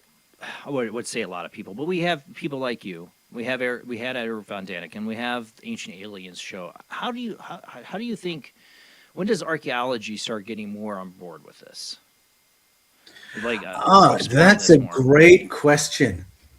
It's a great question, and Van is such an interesting place to ask that question, because where I go in the Van province, it is live excavations. So I go to Chavos Tepe, which is an Iron Age citadel, go to Ianus, which is another Iron Age citadel, and we go to Kefkalesi, where the destruction is absolutely incredible. Those are all live excavations. Every time I go back, something new has surfaced. And so what's exciting about that is that the archaeological mainstream, their knowledge is advancing by degrees every time I go. And I am really enjoying getting to know the archaeologists who are curating these sites. So we've got Ismail Koshkun, who's looking after Kefkalesi, Mehmet Ashikli, who's looking after Ianus, Rafet Koshogu, who's looking after Chavos Tepe. Each time we go, they are telling us the things they're finding that speak to where these sites fit in the history of humanity and the deeper story that's emerging. And I am so enjoying being part of that conversation, because up until now, we've spoken publicly about the Urartian aspect of the story. But the question that I'm asking is there a deeper story, an older story? And why are the stories being told here, not about the Iron Age, but about a period 10,000 years ago? How does that work? And so this is a moving conversation. It's not like there's a fixed canon of information and you go there and you're told this is how everything is. We are finding out. And I'm finding out in conversation with the archaeologists on site. Well, that's what I was saying. I wonder what archaeologists are saying to themselves, or what they're, going to move forward. Because, I mean, for a long time, it was very much shunned upon what Eric Von Daniken was trying to tell people in the archaeology community. And I still hear it. I mean, I still see them disputing him, and in Zachary Stitchin even, with all that. Let me tell you something that happened when I went to Kefkalesi, which is they're all incredibly exciting sites. And if you come on tour with me in October, you will be there, and I will walk you around these sites. Well, come when you can, because I'll be doing it every year. The last 2 times I've been there, the mayor of the province has shown up. This is Abubakar Abdullah Akbaba. And he came, last time I was there, he showed up with his officials around him, and he had his copy of my book, The Eden Enigma, which I was thrilled to see that he was working his way through. The first time I met him, I was filming with Matt LaCroix for his movie, The Missing Key. And we were filming, we were in front of the camera, when this white car showed up, and this suited individual gets out with his heavies around him. We thought, oh no, did we forget to fill in a form or something? Right. There's some license we should have that we've forgotten about. Are we in trouble? But he arrives, he walks up to us and quickly sort of takes over the moment and starts speaking to the cameras, his own and ours. Now, I am not yet fluent in Turkish, but I could pick up what he was saying. And what he was saying was he's so excited that my work and Matt LaCroix's work is bringing attention to these sites, that people around the world are discovering the importance of this region and the sites in it. And he said this in front of Ismail Koshkun, who looks after the site at Kefkalesi. He said, we like to talk about our Urartian heritage here, but I believe the story here goes much further back 10,000 years, back to the dawn of civilization. And I was so thrilled to hear him say that, because that's my belief. about the stories told in these places, and that's his belief. He believes, as I do, that people should be traveling to this region to see these sites in the same way that people go and see the pyramids, and that here in Turkey and Armenia, they will find sites that tell an even deeper story about this human reboot that we were talking about earlier. Now, he's saying something as a mayor. The archaeologists aren't necessarily telling that story at the moment, but the mayor's enthusiasm means there's new funding. There's new funding for a road that will get people safely to the archaeological site. There's more funding for the archaeology itself. And so it's exciting for me to be part of this journey, that because of the work I've done there, that Matt LaCroix has done there, attention has been brought to the area, there's new funding. And that's one of the reasons why every time I go back, more discoveries have been made. And when I was there most recently, we found something we'd never seen before that spoke to how the site at Kefkalesi was destroyed. And the second time I went to Chavez-Tepe, I went with Robert Schock, who many of your listeners will know is very significant in raising the question of the dating of the pyramids and the Sphinx on the Giza Plateau. So he's a world-renowned geologist. Yeah. He came with us to Chavez-Tepe and looked at the site there, and he said, I think there was an explosion here. And we began talking about when was the last time there was solar activity sufficiently dramatic to trigger an explosion of a basalt structure. So there are these conversations going on that push the story deeper. And the mayor has made it kind of more acceptable to talk about this, because that's his great. thinking, and that's where the funding comes from. And for that reason, we're digging deeper and finding new things that give us new information about the deep story of the region. And it is so relevant to the story of all of us, because it's our civilization that was rebooted there in the aftermath of the last ice age. It's a story for humanity, you know. Yeah, that's what it's. We all are a part of it. You know, you can check it through our DNA. We do have a phone call I want to get to. We got Captain Dan on. How you doing, Dan? Good. How are you? Doing good. Thanks for calling in. Hello, Jamie, and hello, Mr. Wallis. I think this is the second time I saw you on the show. Hi. And you're right. You do have a speaking voice about you, don't you? He's got a voice of an angel. Thank you. Yeah, I had a few questions about Sophia, and you guys were just talking about Egypt, but that whole deal in the news where they had found like pillars, and I forget what pyramid it was, but they found pillars or something that extended down so many hundreds of feet from some radar scan or something. You talk about the scans they did of the pyramids with the yeah. We talked about that a lot on the show. Yes. What did you think about that whole deal? Or is it a hoax, or is it? No, I think it's real, very interesting. I think how to interpret the data is a live question. I'm not an expert in the technology that they've used to detect those piles, so I don't know if it's really adapted to measuring how deep those structures go. I would expect there to be something underneath the Great Pyramid supporting it. I mean, when I look at buildings being built where I live near the coast, there are a lot of buildings that will have piles going pretty deep underneath them to support the built structure. I would hope they would do something like that for the Great Pyramid. The question is, how deep does it go? How anomalous is it in terms of the technology required to pull that off? I think that's still an open question. I haven't heard it settled. I'm waiting to find out more. But I think it's probably going to prove to be one of many things that leaves us asking the question, where did the technology come from? Yep.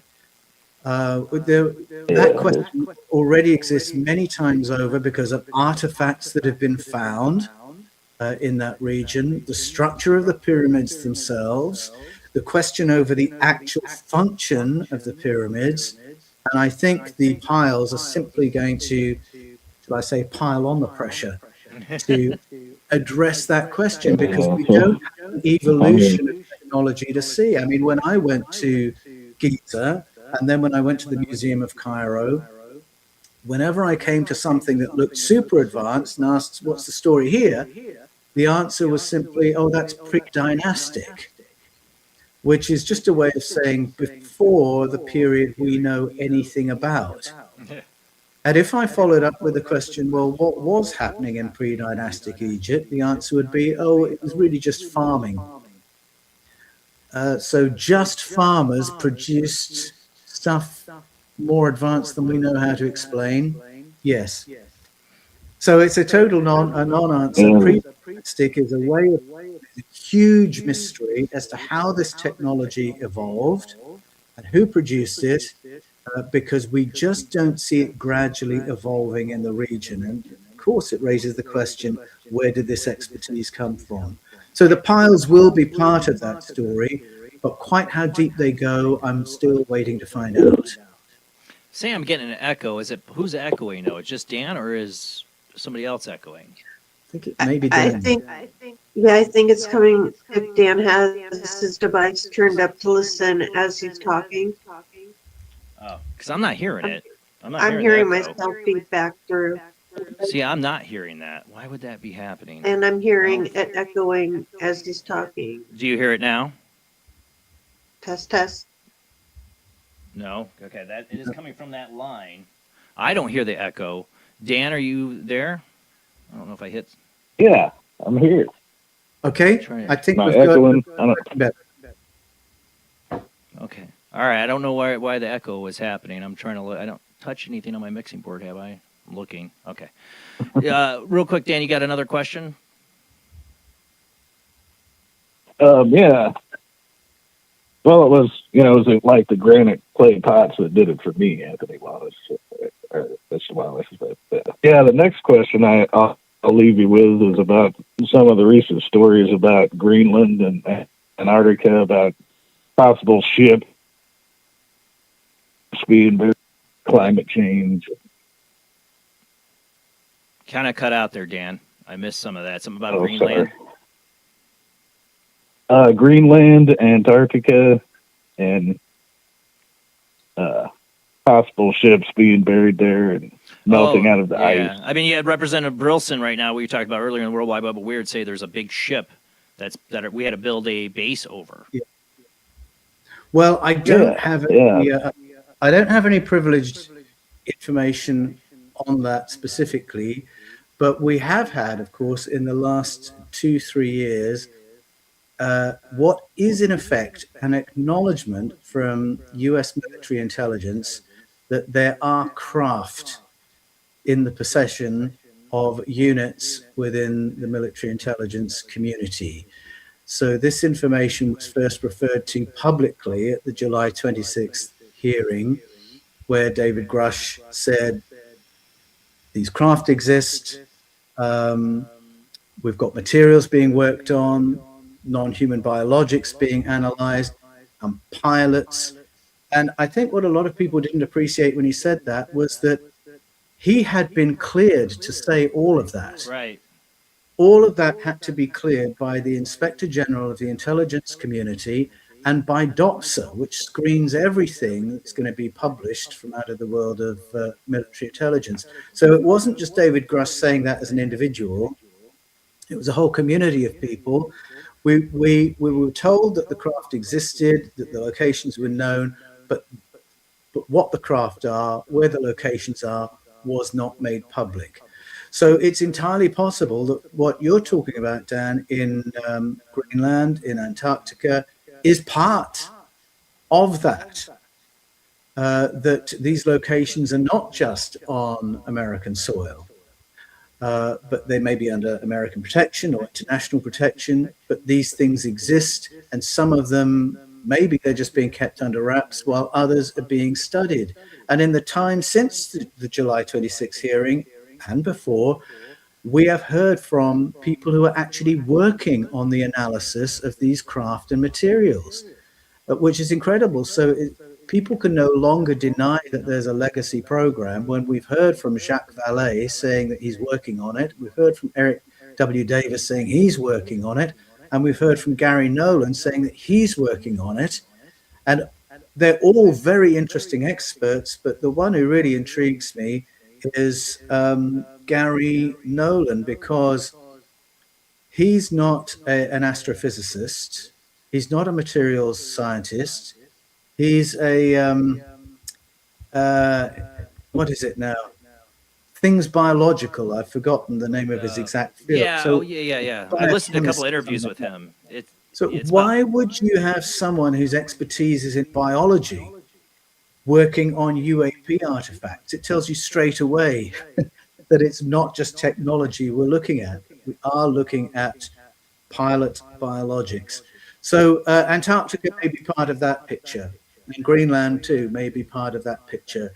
I know that materials were sequestered from Brazil by American military intelligence so that the American aerospace corporations could be the one to do the analysis, and it may be things have been sequestered from other countries as well. Well, Dan, thank you for calling in, bud. Yes, thank you for those questions, Dan. I have so many questions, but Jason only gives me so much time. So, so thank you. Have a good night, everybody. Right. Thank you. Thank you, Dan. Goodbye. Yeah, you know, like I said, the Eric Burleson thing recently, where he's in this interview, he's saying, "Oh, we have such a big, large enough craft. I'm guessing that it's been there for thousands of years," is what he's saying. That we built a base over it, and where else would that happen at? Like, you know, what part of the world would that be in? Is what the next question is. Like, where would we, you know, something like that? Not anybody could just stumble upon. It's got to be somewhere pretty remote or isolated, like Antarctica or Greenland. Well, yes, but then there are other places that are more accessible, but then have to be protected and perhaps become a UNESCO World Heritage Site, just so that it doesn't have the public trampling over it. And but what I'm thinking is it has to go back. I mean, it had to been something. If it's something that's been there for thousands of years, that they were discovered in modern times and built a base over it, it had to been somewhere that anybody could just wander into and see for thousands of years. So somewhere hard to get to is what I think. Yes, well, I mean, it's got the advantage of being under ice and snow there, but there are sites in Iraq, for instance, that have become protected because it is believed that there's similar technology there that the public shouldn't have access to. So a little bit more accessible in theory until it's identified, and then, of course, you've got all sorts of protection around it to make sure that archaeologists don't go and start examining it. Well, Iraq, you know, Mesopotamia, that area, you know, we talk about the Desert Storm and then later the Iraq War, and, you know, you have military ops going in, you know, taking artifacts, certain artifacts, history, and going out to, you know, elite high bidders. You know, I talked about this with, what's her name? Dr. Heather Lynn, or I think that's her name, whatever. She's an archaeologist. Mm-hmm. You know, she was seeing this. That they're, you know, I mean, this is going out to collectors or whatever, but no, there's, you know, there's something there that they wanted. It could be alien technology. They knew was there this whole time, and we had to get there. Not weapons of mass destruction. And we hear it from soldier stories too that have come out years later. That we went after these things, you know, and of course now there's tons of AI videos and older fake videos before AI that say they found, you know, Gilgamesh's tomb and they found, you know, alien technology or Stargate. I've seen all that. You know, all of it alludes that we went there and we found something. We went in the, you know, early 2000s. Yeah, that's right. What that is, I don't know. You know. I don't think it'd be the alien craft thing that Burleson's talking about, though. Like I said, it has to be something that people just would not walk upon. No government has had access to. It has to be somewhere remote. Well, my guess is certainly we were looking for portal technology or Stargate technology. If you put Genesis 11 and the story of the Tower of Babel alongside the Babylonian version of the story in the Enuma Elish, you're looking at a story of a Stargate.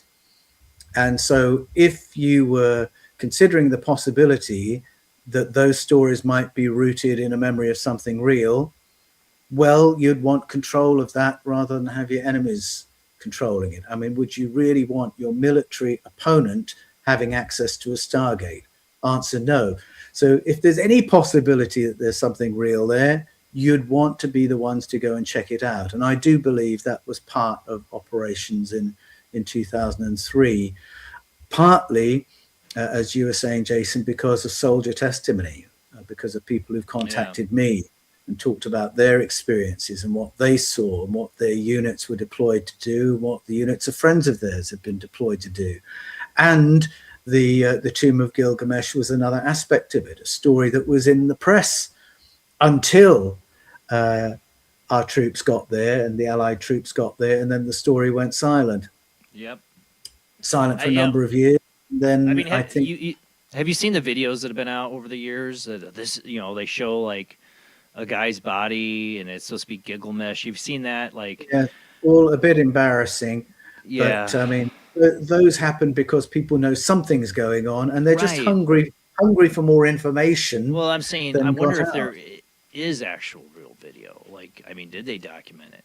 Did they get Gilgamesh's tomb? What happened to it? That's, what did happen to it?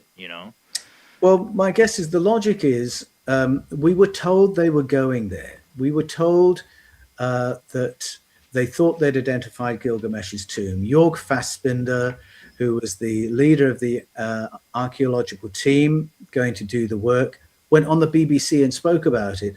I think the only reason the story would go silent is if they found something they didn't want to talk about. Right. If they found nothing, they could have talked about that. If they found something and it was uncontroversial, they could have talked about that. If they found something and it was earth-shattering, that's when the story goes silent, and that's what happened. Well, if Gilgamesh was a giant, that'd be the first thing. Well, that's right. Exactly. So you'd have evidence of the size of the cadaver inside the sarcophagus. And then if there's any possibility of DNA testing anything, that would give you more information. I think that'd be the most important part to him is the DNA. If you could. But even if you could just date what was inside there, that would be informative as well, because potentially you've got the opportunity to answer a huge question, which is, are the Babylonian and Sumerian stories history or are they fiction? And if that bit is history, that we've got an anomalously tall person who seems to have human and non-human DNA going on, all of a sudden you've got to look at those ancient stories with a more open ear and realize there's a memory of something real here. Well, I mean, I get into, when we get into that storyline too, when you get into like the DNA, you can just look at how the royals across the world, royalty or the leaders across the world treated DNA before they knew about DNA. When it came to arranged marriages and, keeping the bloodline pure, what was the reason for that, right? What was that reason? Because their blood was touched by gods in people's eyes, whatever, they were from the gods. Yes, I mean, that's very telling. The bloodline concern, keeping royal bloodlines pure, not having royals breed with ordinary human beings. It's very strange when you think about it, and it's not healthy. And certainly by the time you get to the 1400s, 1500s in Europe, you've got some very odd looking royals because of all the inbreeding that had been going on, trying to keep the bloodline pure. So they have to let a bit of normal human being into the bloodline in order to keep going. So on the one hand, you've got that, which goes back to these ancient stories that say originally we were governed by non-humans, and then it was delegated. Power was delegated to specific families. So you've got that aspect of the story, which you can find around the world. I mean, It's everywhere. It's Yoruba, Edo royal- people tell the story of Nigeria I mean, that it was that way around. Well, let's say royalty and the idea of bloodlines is not something just to the British or, I mean, it goes everywhere in the world, pretty much.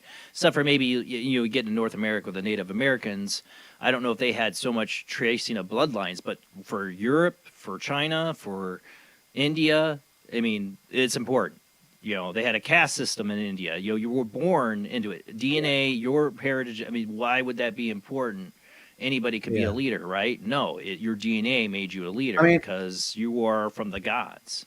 In Europe, the bloodline was so tightly controlled that it was not until George V in the 20th century that the law was changed so that British princes could marry British people.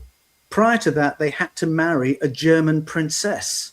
Right, they had to mix with the Saxons and to keep the bloodline somewhat mixed, but still together.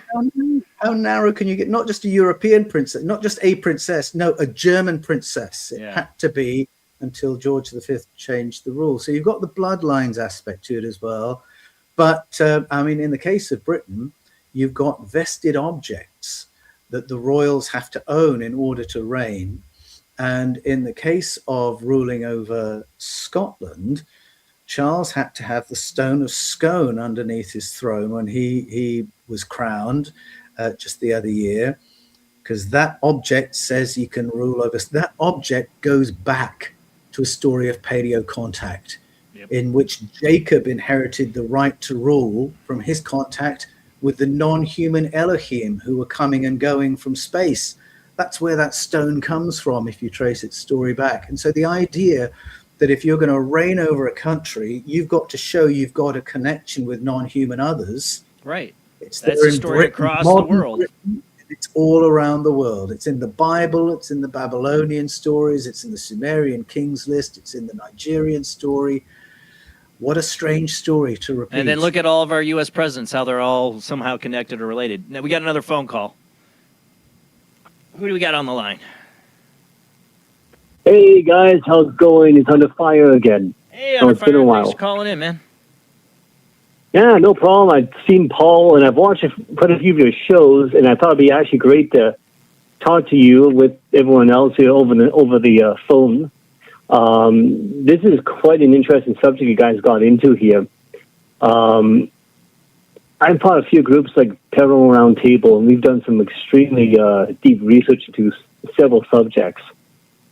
And it's quite interesting to talk about this because I'm sure everyone here is familiar with what's called junk DNA. Yes. Like a mass portion. Yeah. Yes. Yeah. Well, that's probably not junk DNA. Right. It seems to come from a lot of other groups, and it really opens up the Pandora's box of going humanity's been tampered with for a very long time. It's a very interesting subject, and I do believe the God and Adam and Eve story does come from Sumerian tablets and the Anunnaki and stuff. So it does get a little bit of gray with the fallen angels and that, so it does get gray there. But there's definitely been clear genetic tampering into the human race as a whole. It gets pretty crazy and deep, but some of the stuff people encounter in the paranormal and stuff, there's certain linkages. They're looking for certain people, certain things. It's quite alarming because people will have an ancestry link genetically to something. There's also a lot of talk about past lives and how the reincarnation system works. And spiritually, you might not be what you are physically. It's kind of what the last few months we've kind of come towards the conclusion of.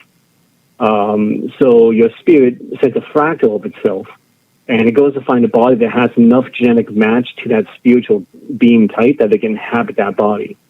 Oh, this is why you have, like you said, we talk about Oh, no, I we get talk what about the you're talking royals. Yeah.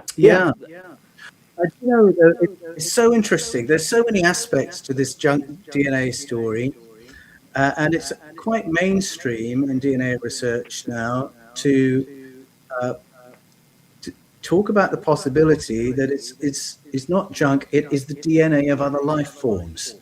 So it's DNA that's not activated for a human being, but in another kind of entity, it would be activated, and it would make sense.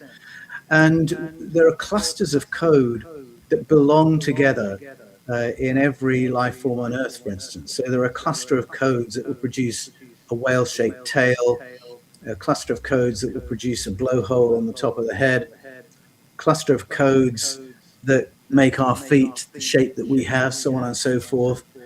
And so, to me, it gives wheels to the kind of thing Plato discussed, which is the idea that there are coherent life forms within the genetic code just waiting to be downloaded. And that we are the combination of the human codes downloaded. And baboon is the combination of the baboon codes downloaded. But then, as you were just hinting, and I'm sorry, I missed your name. Can you tell me your name again? I go by my YouTube channel name, Under Fire. Under Fire. Under Fire. What a great name. What you suggested earlier about us being amenable for different things, wired for different things, you can see that in a sinister kind of way. And we were talking about bloodlines. So presumably with regard to royal bloodlines, what's being looked for is the right kind of wiring to rule, the right kind of wiring to govern, or to be in contact with the higher beings. That's the idea. But I mean, what I look for, since I'm not a king or a queen, is what kind of person am I? What am I wired for? And the fact that you and I are in conversation here tells me that we're wired for something interesting and exciting. We are about the pursuit of knowledge, discovery of truth, the activation of human potential. And if I believe that I'm wired for that, somehow it gives me a bit more courage. I know that there are people in my bloodline who have this as well. I know a little bit about my ancestors to know that they were wired this way. And in that way, I think you can get a sense of confidence and destiny from the idea that you are a very particular set of codes that has come together for this moment. Yes, there's a negative side to it as well. The idea of social engineering, which our ancestors talk about, the Babylonians certainly talk about that. I think it's hinted at in Norse mythology as well. But I have to say I'm very careful in the work I do to try and find something positive to come away with that will motivate me in my work. Because there's so much that you can pick up on that can make you feel a bit hopeless, like you're in some matrix that's going to repeat and repeat all through the ages. You go deep down the David Icke. Oh, yeah.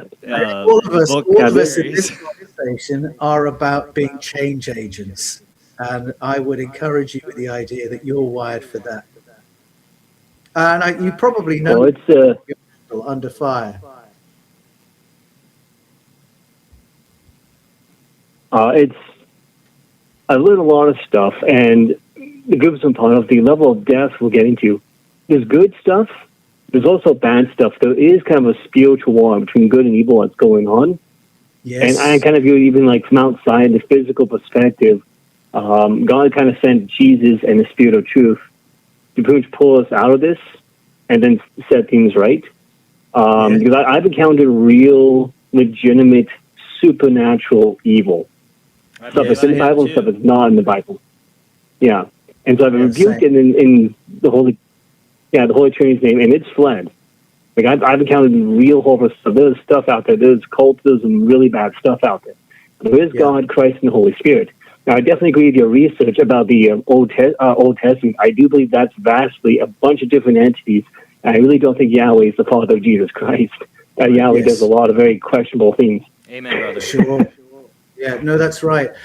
Just to affirm what you were saying, I spent 33 years in church-based ministry, and for some of that, I worked as a church doctor, going into communities of faith that were having problems, and sometimes quite strange problems that were repeating over decades. And you can't do that work without coming up against the kind of entities that you're talking about there. And entity removal was a big part of my work, and a big part of what began stretching my worldview to realizing we live in a soup of company that is often unacknowledged. That's good. Well, Under Fire, thank you for calling in, man. Yeah, thank you. Hey, man, absolutely glad to talk to all of you again. All of you have a good night, and God bless all of you, all right? All right, bud. You too. Thank you. Great questions. Take care. No problem.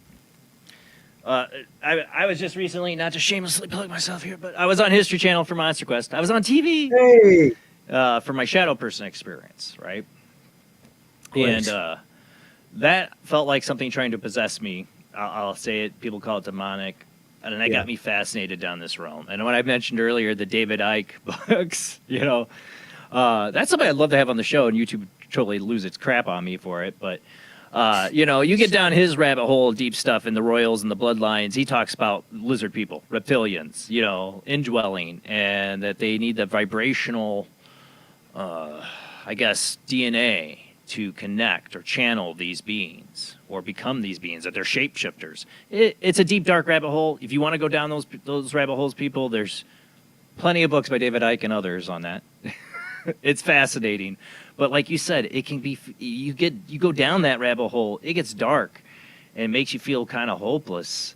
I really do love reading your books and getting into the idea that there's something else out there that is benevolent. Be it alien. Besides, I believe in a higher power that's beyond that. But this is where I find the Gnostics helpful in Right. their conversations about archons, because archons, I think, probably was their way of understanding a certain layer of, we might call it a spiritual being. I think of them as energy-based beings who are like parasites who predate of biological life forms like us.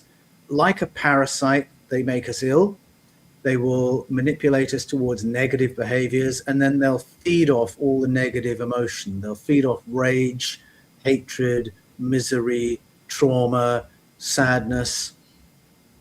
And that sounds like a very dark story. And the Gnostics talk particularly about archons doing that to national leaders so that they could provoke wars and then feed off the misery of the wars. It sounds like a horrible, dark rabbit hole you wouldn't want to go anywhere near. But the take home from that story is we need to be intentional about our emotional life and our mental state. And we need to be very deliberate about not allowing ourselves to be predated upon. And I know mental health isn't something you can wave a magic wand and fix a problem. But if we can look after each other and be intentional about the mood we're going to live today in, that goes a long way to protecting ourselves and each other from that kind of predation by archonic entities. If I decide every interaction I have with someone today, I want them to feel better at the end of it rather than worse. If a whole bunch of us make decisions like that when we step out of our front door in the morning, then we've helped ourselves not be attached to by some entity wanting to feed off bad mood, fury, and despair. And I think in 2026, that includes being very intentional about our consumption of media, whether it's social media or mass media. AI Yes, media. we need to know what's happening in the world around us for sure, but we don't need it in our face on the hour, every hour, all through the day. Because if we do that, then what state are we going to be in? How am I going to be of any help to my wife call and it- children and friends and neighbors if We I've can't watched? obsess over it. Well, they call it being black-pilled, like... Yeah, that's You know, right. I mean, I've seen people get caught up in politics and all that other stuff. I'm like, what are you going to do right now to change any of it? Nothing.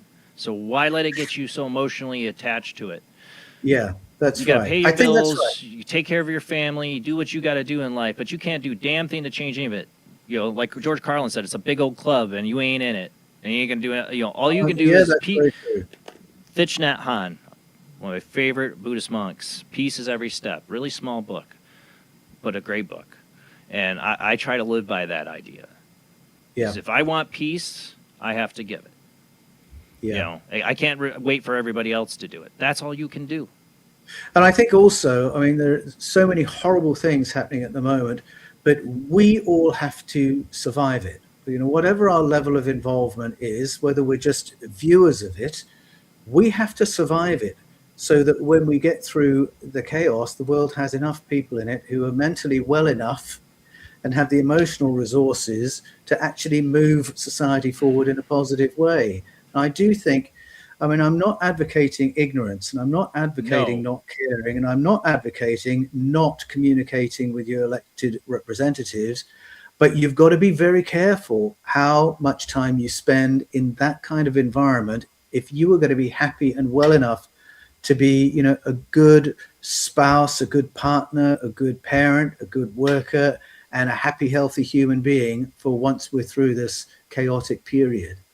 Well, I see it happen to people. I don't think they go into this, they get black pilled, as they call it now. Yes. But if you're not spiritually grounded, you know, like you don't have, you know, I don't belong to any church or a particular faith, but I believe in a higher power. I had my experience. I was saved from a demonic or shadow being, whatever. That was a parasitic thing, just like you said. That's all I wanted from me. It was my misery, my fear.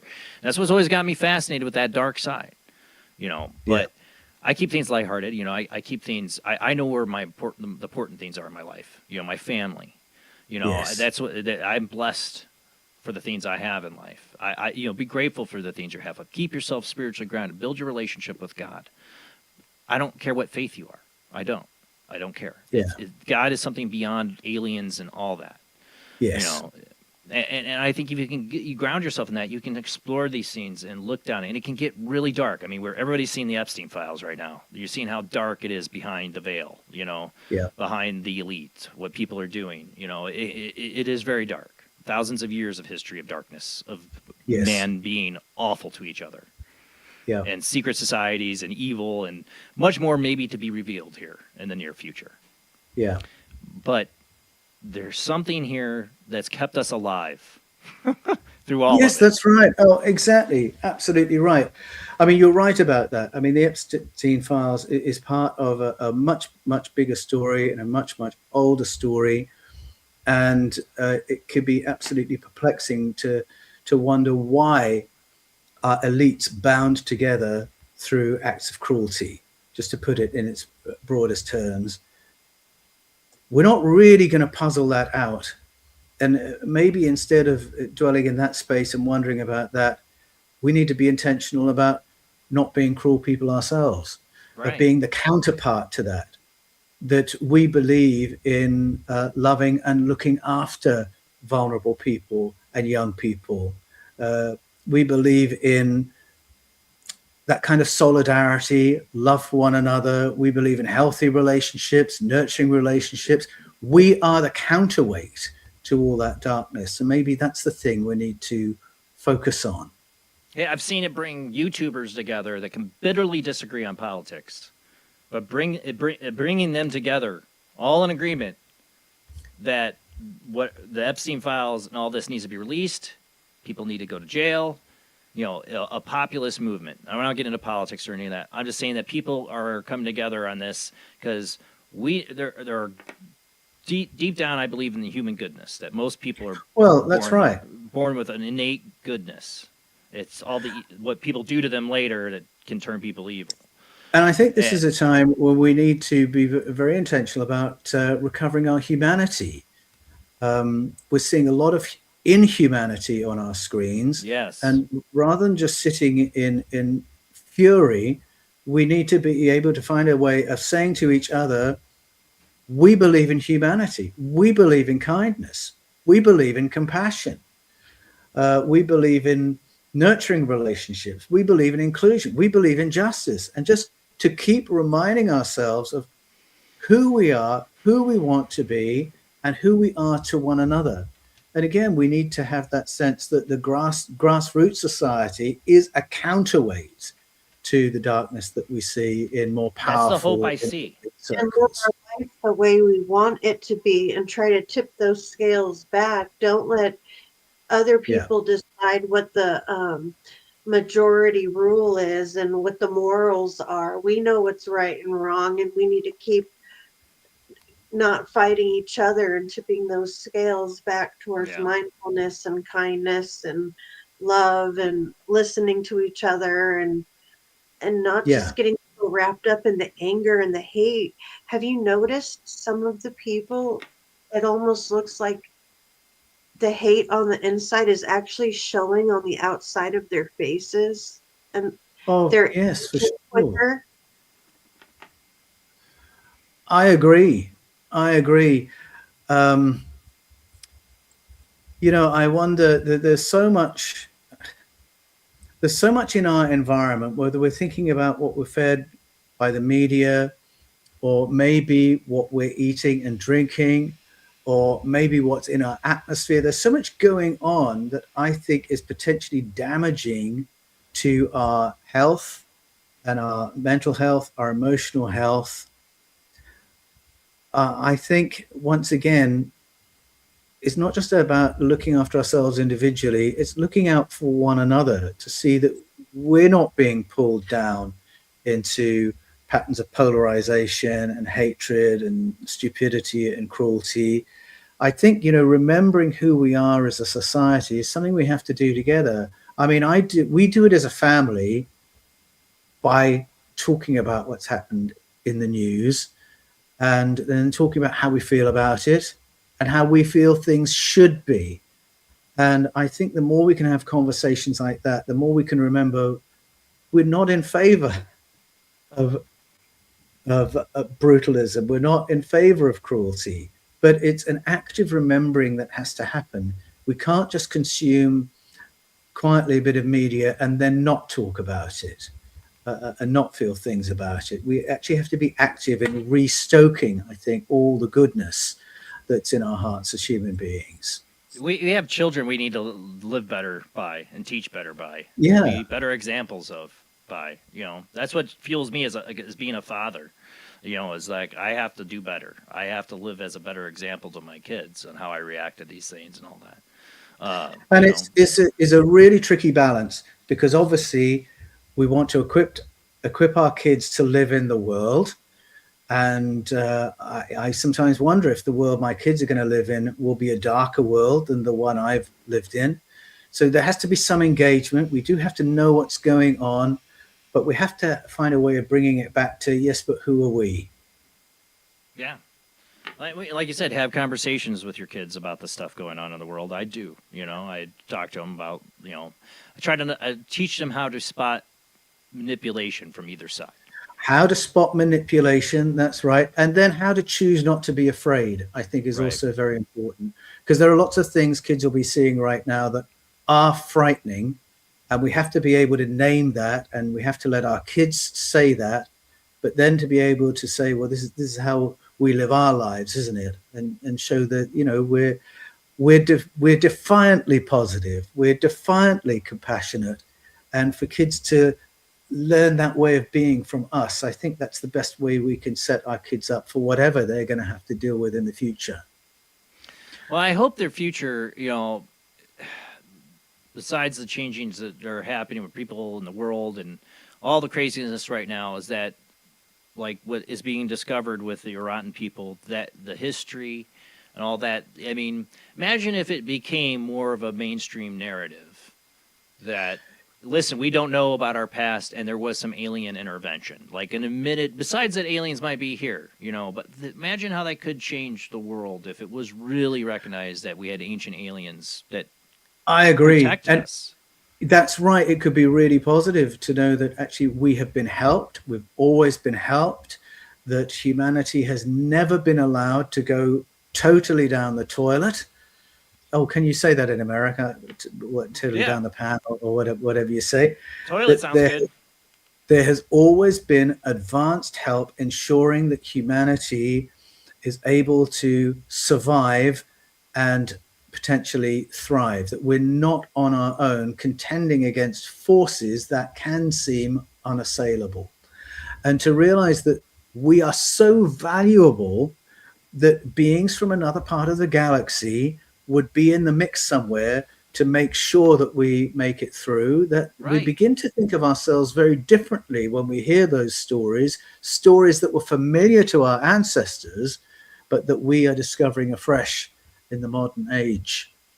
And obviously the impact that they made, I mean, on our ancestors is, even if they, left thousands of years before, they kept telling the stories. They kept on building the structures and the not only telling the stories, they longed for their return. Right. And when you come with me on one of my tours, Jason, I'll take you to Ayanas, and I will show you what they did on that site to try and encourage the Tingir, the advanced beings, to come back. That's how positive the memory of that paleo contact was, that their hope was we can make other leaps forward, technological leaps forward, social leaps forward, if we can have contact once again with our ancient visitors. I mean, so look how different from how most people think of contact today. Look at World War II and that, my brain's not working this late at night, but that tribe, where was it? The American soldiers land, and after they left after the war. Talking about the cargo cult. Yeah, the cargo cult. Thank you. Yes. Well, where was that? Now you've asked me. I know. I can't remember. I've lost it. But anyways, the cargo. South Pacific somewhere. Yeah. But the point of the cargo cult idea is the idea that you could have contact with a technologically more advanced culture and you deify it. It becomes a story of gods. But I think the reverse has really happened with regard to our ancestral story. I think our ancestors, when they used words like Tingir or Anunnaki or Elohim, they didn't mean gods in the way we mean gods. I mean, if I say the word God, we think of a supernatural, transcendent, almighty, probably imagined being. They saw them as physical beings. They saw them as physical beings. They didn't think they were gods. They did not think they were immortal. They just knew they lived longer than us, were cleverer than us, had technology we didn't know about. And when we translate the stories of other cultures using the word gods, not only do we distort what they were saying, but we immediately put it into the religious fiction basket. And that's why I favor using the word Elohim or Anunnaki or Tingir or Apkallu. Those were the words they used, and they were about, and I say beings, but sometimes it might be better to say people. People from other places, people with better technology, people with flight technology, people who helped us bounce back. These are much more nuts and bolts, finite stories than we allow them to be when we distort them with the word gods. Yeah, it's the great phone game where the story's been retold and told down until it gets to the person. It's like, oh, you mean gods? No. But they're just down the line of the story. That's what it is. But the original people, they knew they were something physical. I mean, you look even at the Greek gods and all that. They were, they died, they were born, they were eaten by their father. I mean, all these stories are of things that can die, not something that is immortal or all knowing or all seeing. These are beings. We got to go to our last commercial break. We got just less than a half hour left, guys. With our guest Paul Anthony Wallis, we're talking about the EDEN Enigma. Do ancient carvings in the mountains of Turkey carry memories of ET contact from the dawn of civilization? We only have a little bit of time left. If you want to call in, wait till this commercial break's over with. Try calling in to get a question into our guest tonight, but we will be right back.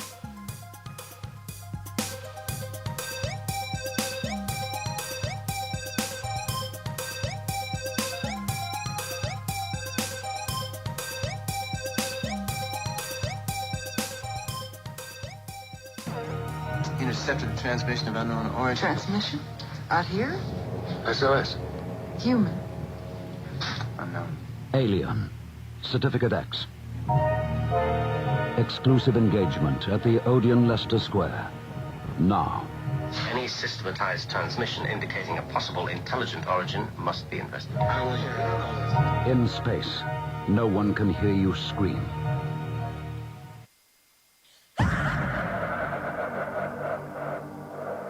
If you are interested in discovering the truth about the paranormal and want to hear from leading researchers in the field, join Justin Brown on his 3 weekly shows named My Paranormal Soapbox, Necromancer Live Show, and the Supernatural Symposium, live on Facebook, YouTube, and interfacedeath.net.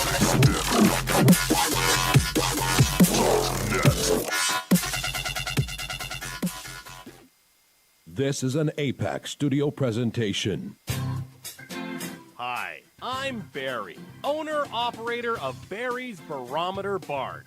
Lately, I bet you've been lying awake at night asking yourself, how many barometers do I really need? Well, at Barry's Barometer Barn, we think you need more than one.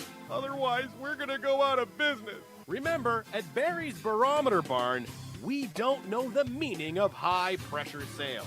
Come on, folks, buy another barometer. I'm trying to put my kids through college, I've got a family to support, and a secret mistress who isn't cheap.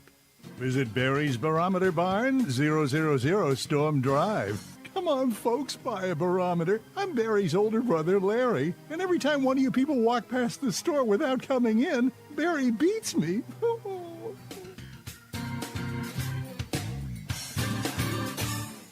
This has been a presentation from Tim Morgan's APAC Studio. For more almost professional amateur comic studio content, visit the APAC YouTube channel. Search APAC 2002. That's APAC 2002 on YouTube. When Alex Gardner is asleep, he has an extraordinary gift. The government wants it, the scientists want it. But to keep it may cost him his life. It might be better if Alex didn't sleep at all. But he cannot resist entering the dreamscape. Can you? See Dreamscape in the West End and all over London now. Certificate 15. It takes an extraordinary adventurer to enter the dreamscape. Are you intrigued by paranormal talk radio? You'll love the new Paranormal Radio app from Talkstream Live. You'll find a great selection of talk shows covering UFOs, ghosts, strange phenomena, and much more. Download the Paranormal Radio app now and start listening to the very best in paranormal talk entertainment, including the network you're listening to right now, the Paranormal Radio app, free in Google Play and the iOS App Store. Join us every Wednesday night at midnight Eastern Standard Time for Weird Wednesday, the live stream, with your hosts Jamie, the Living Dead Girl, and Rob, the Phantom, where we'll talk about all things paranormal, including zodiac, astrology, tarot card and oracle card readings, live ghost boxing and spirit communication, where we'll do Voices from Beyond, the Cold Case Files. So we hope you join us live on Facebook and YouTube every Wednesday night at midnight Eastern Standard Time. We hope to see you there. Bye-bye.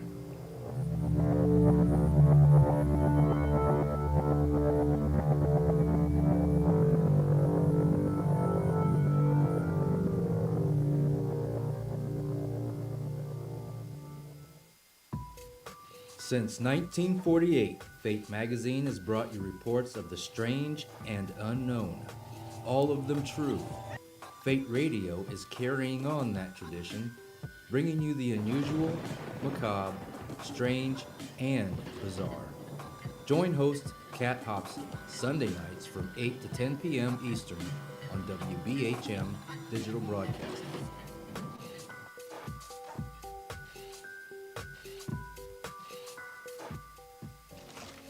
Heat 'em up. Do, re,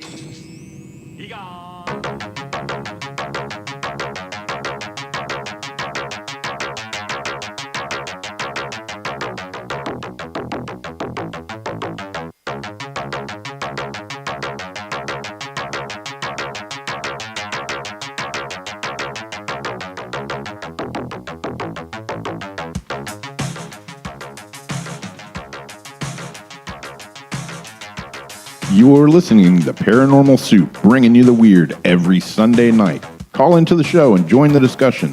The call-in lines are 219-230-4444 or 260-225-9419 or by Skype caller ID OOJBland00 or JBland Paranormal Soup.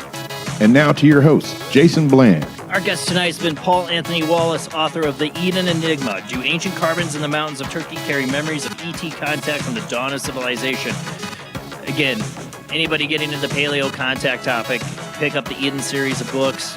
Go to Fifth Kind on YouTube, Paul Wallis there. Plenty of information on this topic. If you're new to it, it's a great place to start is with Paul Wallis. I highly can't recommend it any more than I can. It's just the best of the best when it comes to paleo contact research. Anybody who wants to call in and join this conversation, we only got a little bit of time left. Let me unlock the phones. They are open now. Call in, join this conversation. But let's go ahead and get back to our guest.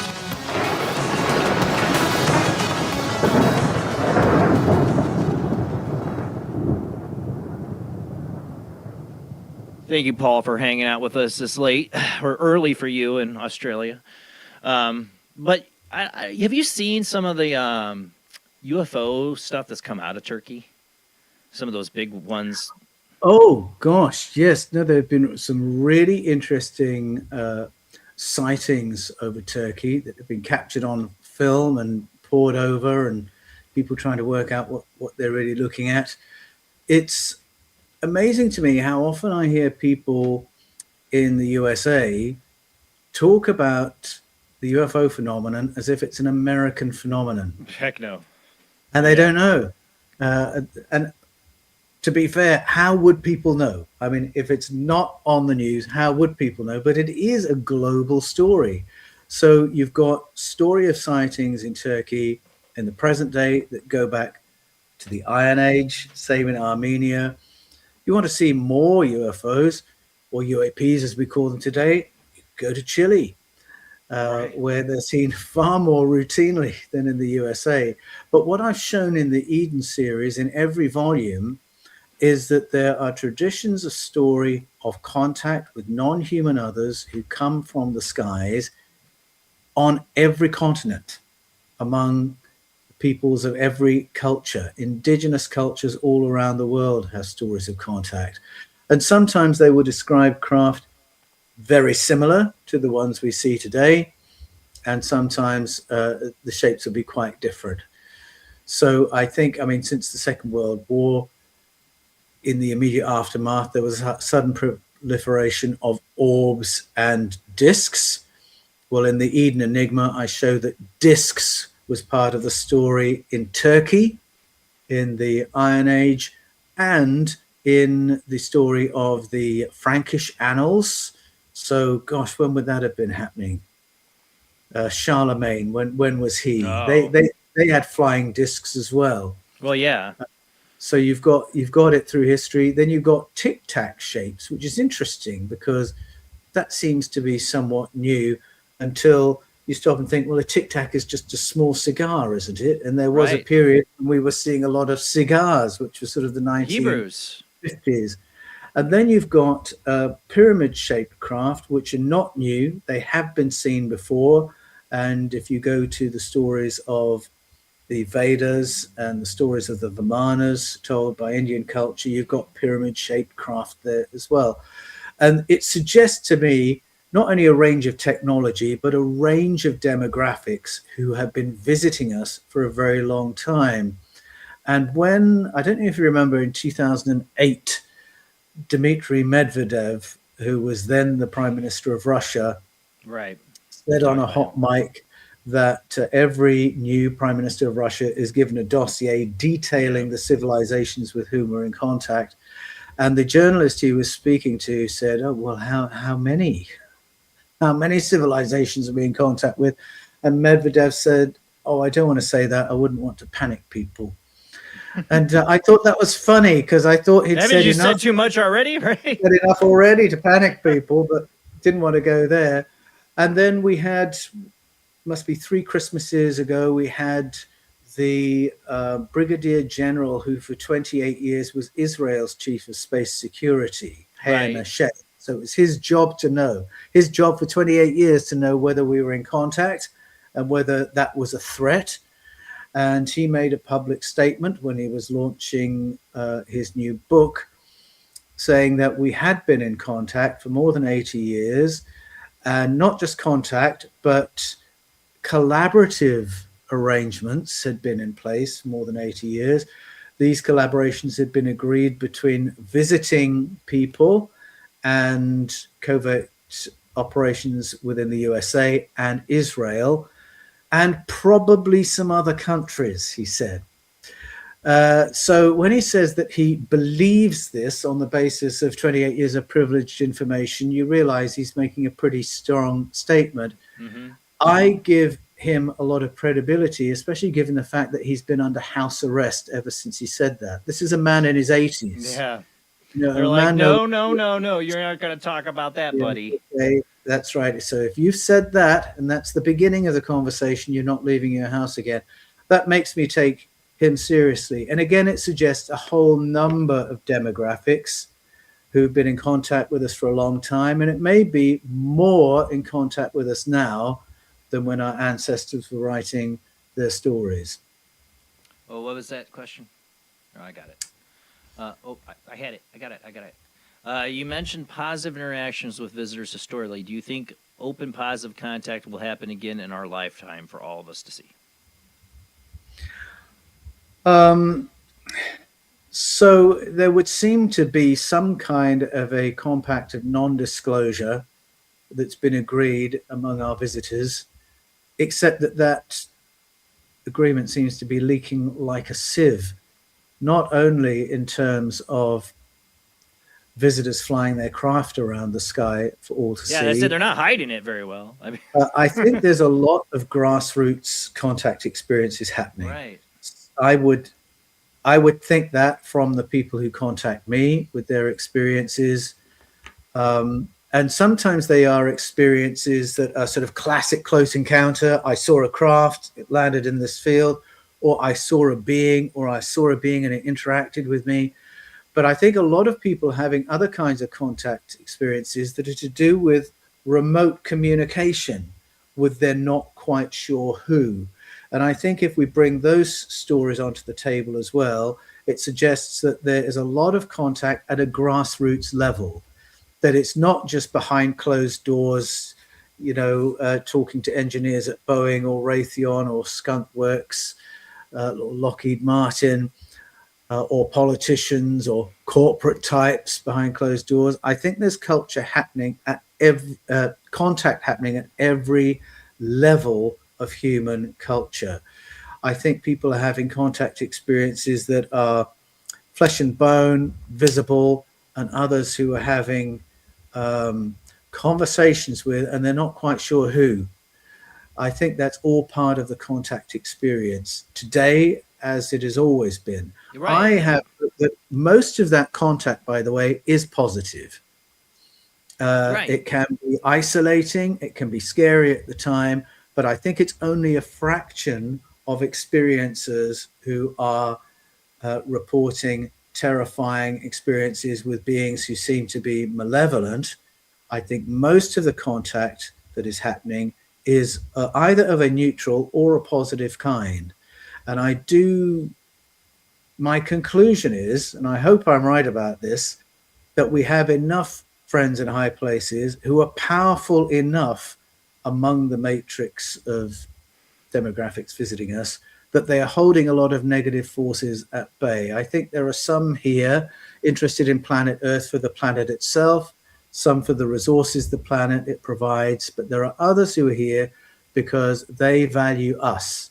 They think human beings are important enough to safeguard and protect. And I think that's a big part of what's happening in the present day. I want to say thank you to James for your $1.99 super chat. Thank you so much. Super chats help support the show. So do channel members and Patreon members. You guys are awesome. Thank you, James. Well, on that, the idea that it's a grassroots scene and the aliens are reaching out to people makes me wonder. You have, like you said, pyramids, you have pillars, you have discs. Are we dealing with multiple alien species? Excuse me, sorry. Oh God, multiple alien species, and I hate trying to be positive, but who's to say that the people that are governments, different governments, or or secret groups are working with are not the great aliens? And the grassroots people, the people that are having these positive experience with the aliens, are the ones that are the good ones. They're kind of following like somewhat of a prime directive, similarly, but they're trying to reach out and positively impact us. You know, I'm saying in a gentle way compared to aliens coming up. Hey, you want some hot rod UFOs here? You know, because look at what Bob Lazar said. He said they called us containers. Yes, that's a really interesting question. As I say, my what I am seeing of the grassroots experience tends to be positive. But if we go back 80 years, let's say, to this period where Hayem Ashed says certain agreements were made. So we're looking at the Truman, Eisenhower sort of period.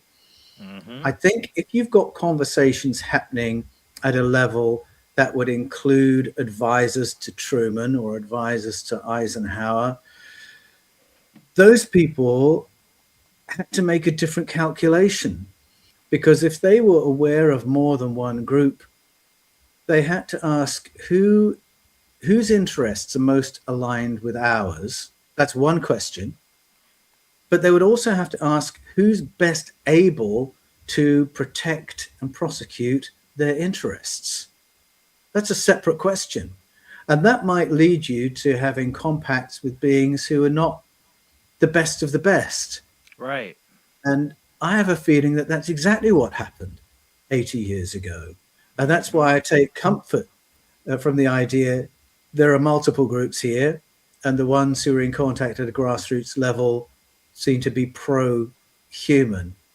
I'm sure the politics, you know, at the, what does Michael Salla call it, at the exopolitical layer, are as interesting as the politics at the human layer. I don't think it's simple. I don't think we should be naive about it, but I do think we have some very important support to protect human interests as we move forward into the future. Well, like I said, when you hear Bob Lazar say that the aliens that they were dealing with at what Area 51, S4, and that are referring to us as containers isn't very reassuring for the aliens we might be dealing with. I'm hoping the aliens who use that language don't speak very good English. Right. It's lost in translation. We didn't mean containers. No. What I find in ancestral story that comes close to that idea is in the narrative traditions of abduction that exist around the world, which you can find down the west coast of Africa, Wales, Scotland, the Philippines. They all have these stories of abductions that suggest that there are non-human visitors hybridizing with us. Right. It's there in the Babylonian story. It's there in Genesis 6. And that the reason they're doing this is because they want their descendants to be more like us. They want their descendants to be better adapted for life on Earth. And they want their descendants to have more of our attributes, which I think may mean our physical robustness, our emotionality, our creativity. It's a backhanded compliment in a way that they find us that good a species that they want more of our DNA in their gene pool. And I just wonder if that story has become a bit garbled in translation. Right. Get the container story. Well, that's, I mean, it could mean the sense is what I've always wondered is, you know, a lot of people, when you talk about past lives, people talk about having alien past lives, right? Well, what we are is a genetically designed container for alien souls to live here. I mean, you hear Elon Musk say, you know, or other people in science say that, you know, for us to go travel distances through the galaxy, go to other planets, we'd have to we have to consider we might have to genetically change ourselves. Yeah, that's right. Exactly, which I think is what's happening in reverse. So I do think some of our visitors want their descendants living here, but they have to be adapted to here. They have to be adapted to planet Earth. And I think that is part of the story. So I think it is, I mean, I'm not ruling out the idea that another consciousness can hijack a body, but I'm not sure that really is the big story here. I think the story here is all biological life experiences consciousness in some kind of a way, and humans experience it in quite a special way. And I think that experience of consciousness and intelligence, this kind of physicality, this kind of adaptation to planet Earth, I think that's what some of our visitors are looking for.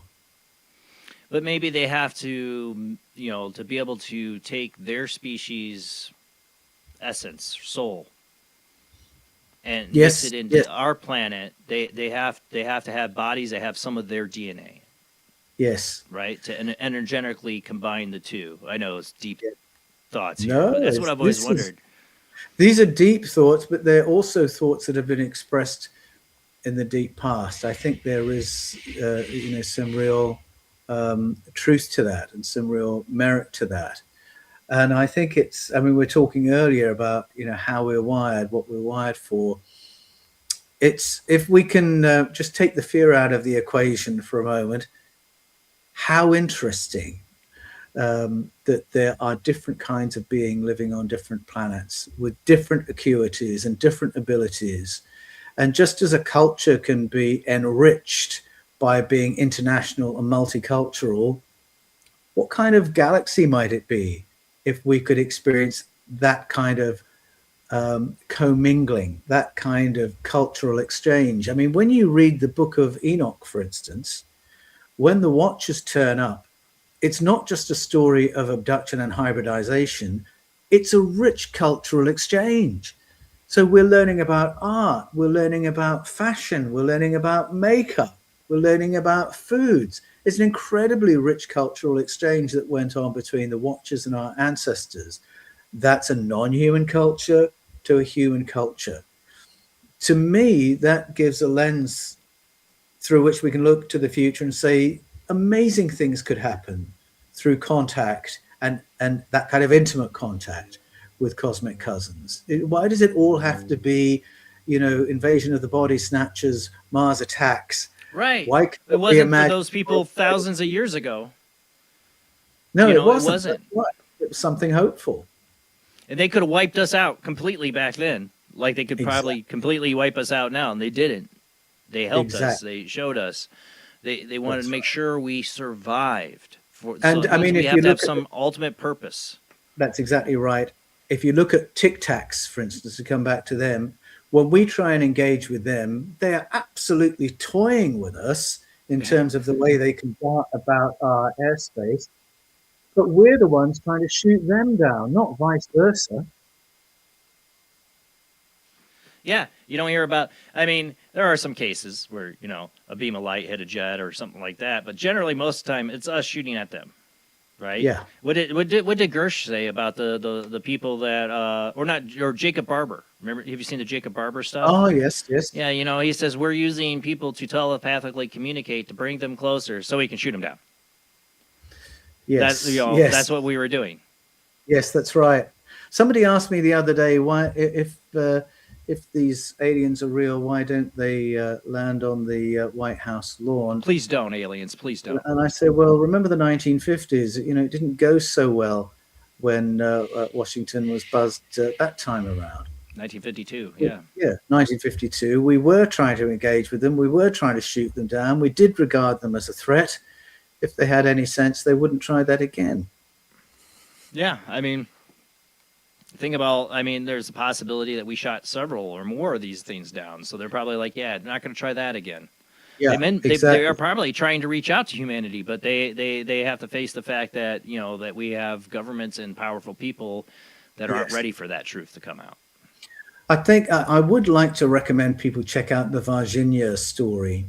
This was a whole town that had a sequence of close encounter experiences back in 1996. And it's James Fox has made a movie about it. I don't remember the name of the movie right now, but Google that.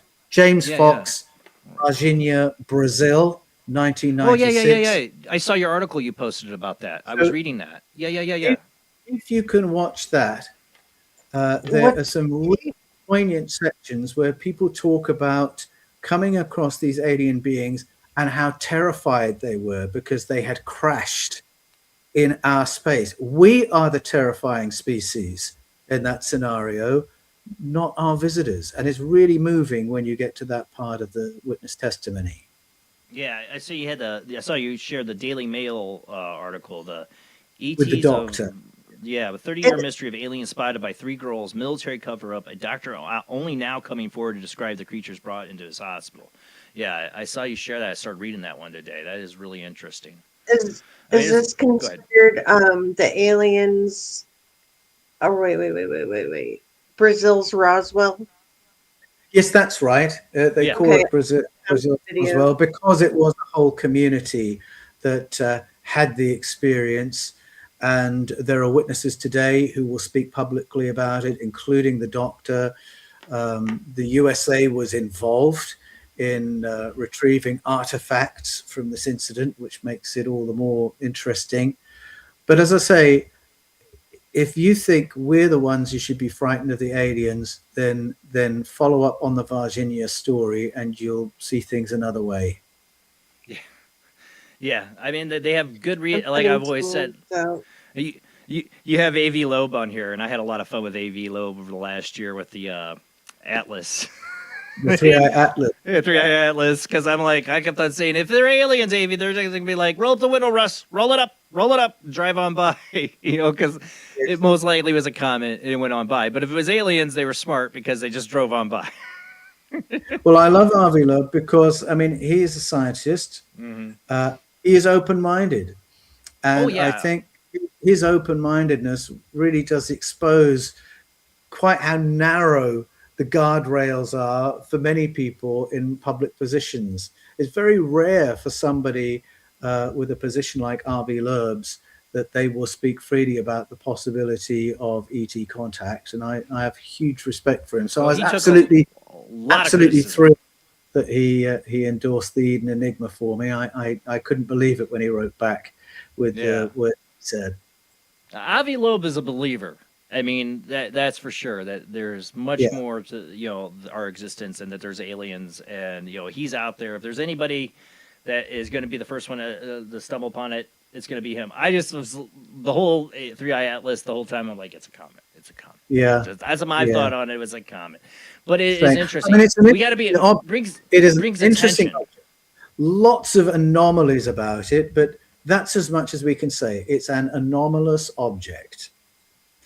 But what I laughed about is that the aliens are here already. Yes, I know. Exactly. Yes, exactly. We don't have to look beyond Earth if we want to talk about contact. Yeah. But what A.V. Loeb did was bring, I think, excitement and attention to his field. While he had his critics in his own field, many of them, he's also bringing attention to a lot of people that never paid attention to your field critics because of what he's saying. There's so much miraculous stuff out there we don't understand. Definitely. I support him in that, I had fun with him, though, because the 3-eye Atlas thing was like a topic on every World Wide Web of Weird the last year as it approached, got closer, and all the internet craziness. What color is it now? Yes. How fast is it moving? What's falling off it? Yeah. Probes and all the AI images that are created. They're like, this is 3-eye Atlas. The enhanced images with the windows. Yes. Yeah, the windows and all that stuff. Horns, or was that something else? None of that's A.V. Loeb's fault. That's the internet. That's just the internet. I don't blame him for that. But it was interesting. You see, people will take this stuff and go wild with it. And some people use that as well. That's why we won't have disclosure, because people are going to go crazy once they really think it's real. I don't know if I buy that. I don't know. They didn't even care about what happened in Las Vegas. Well, yeah. I mean, that's what I'm saying.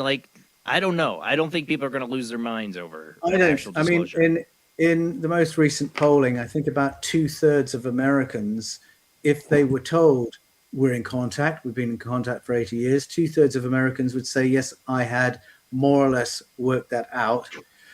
I don't even think it's the secret keeping that is the fear factor for our government. I think there are ways of making announcements that don't mean there's immediate chaos or distrust of government. We don't trust our governments now, for goodness sake. I think the files more proves that. Exactly. I think the more disturbing thing is that if that comes out, there are questions about, so who's in charge, and how much power do you have, and how much power do they have, and where do we fit in the story? I think there's all sorts of uncertainty about how people respond to that kind of information. But to be honest, governments, it's their job to manage the flow of information, and I just don't think disclosure is as complicated as we think it might be. Well, I'm looking for the article I had just last week. We're almost done here, but I was trying to remember. It was somebody. Oh, I don't have it anymore. But just recently, there was who was it in the financial market? I supposed to basically put out this whole. She used to be as a woman. I can't think of her. She used to be head of something financially, bank-wise. Was just saying to England that we should prep the banks in case America discloses the UFO thing. We should be. This could cause a financial meltdown. Yes, well, I don't know. I really don't. As I'm As I saying, say, but there's certain things happening. You know, I think that people in the, you know, when you talk about, people also will start asking the questions. Well, if aliens come here, we've had contact, we have technology. Is that technology, if they reach vast crosses of space, should be 0-point energy, and we should have free energy, and the petrol it should be going away, and what's going on? You know, it could change the fundamental of everything. It certainly could. So there's the economic impact. What's going to happen to the oil barons? And then people might want to know, why do 8,000 old age pensioners freeze to death in Britain year by year if we've got access to 0-point energy? That's what I'm saying. So there are some unpredictable things here, but it might take a while, I think, for people to connect those dots and ask those questions. The initial Once the snowball point starts. Yeah, the initial point of we've been in contact, I don't think will shock people. But when people start asking questions like that, why cannot we afford to power our businesses anymore in Australia or heat our homes in England? Yeah. It's the big argument here where I'm at in Indiana right now, because we're getting killed by gas bills. Yeah, okay. So all that, and of course, these are major players in our political systems, people who own the gas industry, own the electricity industry. I'm ready for some disruption.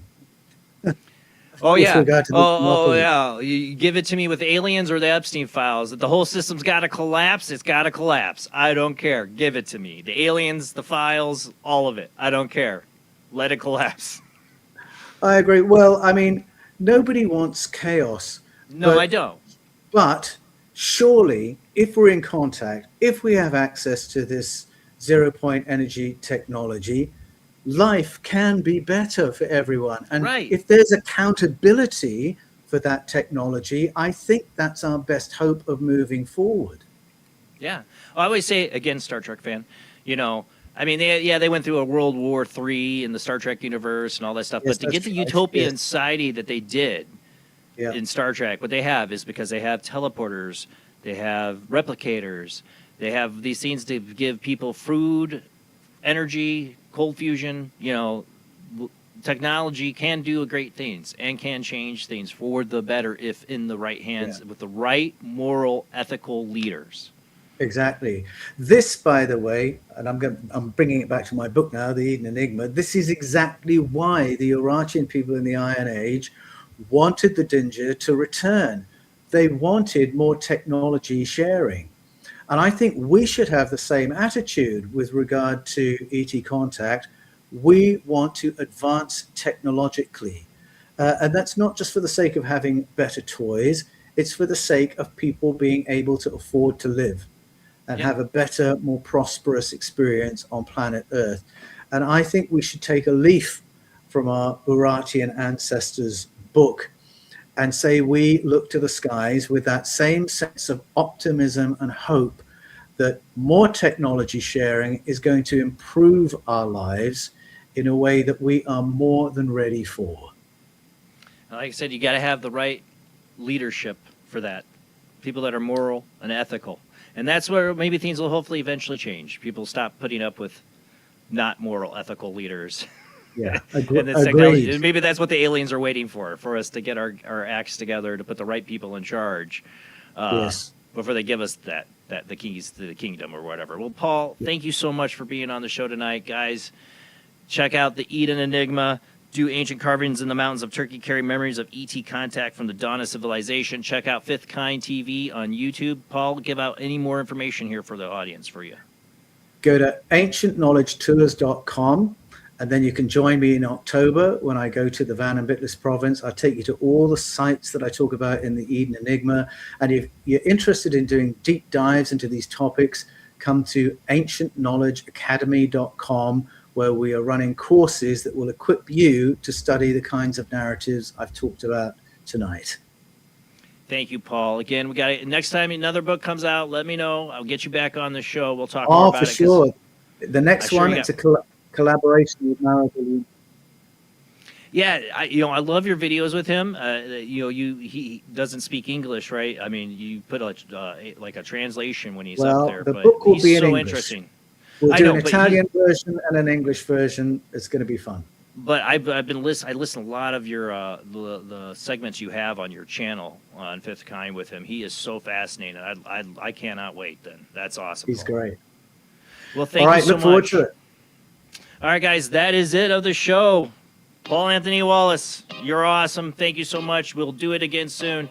Thank you, everybody, who joined the show tonight. Thank you, everybody who shares out the show. Keep telling your friends about Paranormal Soup, where the weird happens live every Sunday night. And thank you to our Patreon, YouTube channel members, and our Super Chats. Thank you, guys. You help pay the bills of the show. It's so much appreciated. We'll see you next week with Brooke Ashley, Evidential Medium and Paranormal Investigator. Same bad time, same bad channel, 10 p.m. Central, 11 p.m. Eastern, 8 p.m. Pacific time. Check us out on Facebook, YouTube, and Twitch. Don't forget to follow and subscribe. Thanks, everyone. Have a great night. See you next week.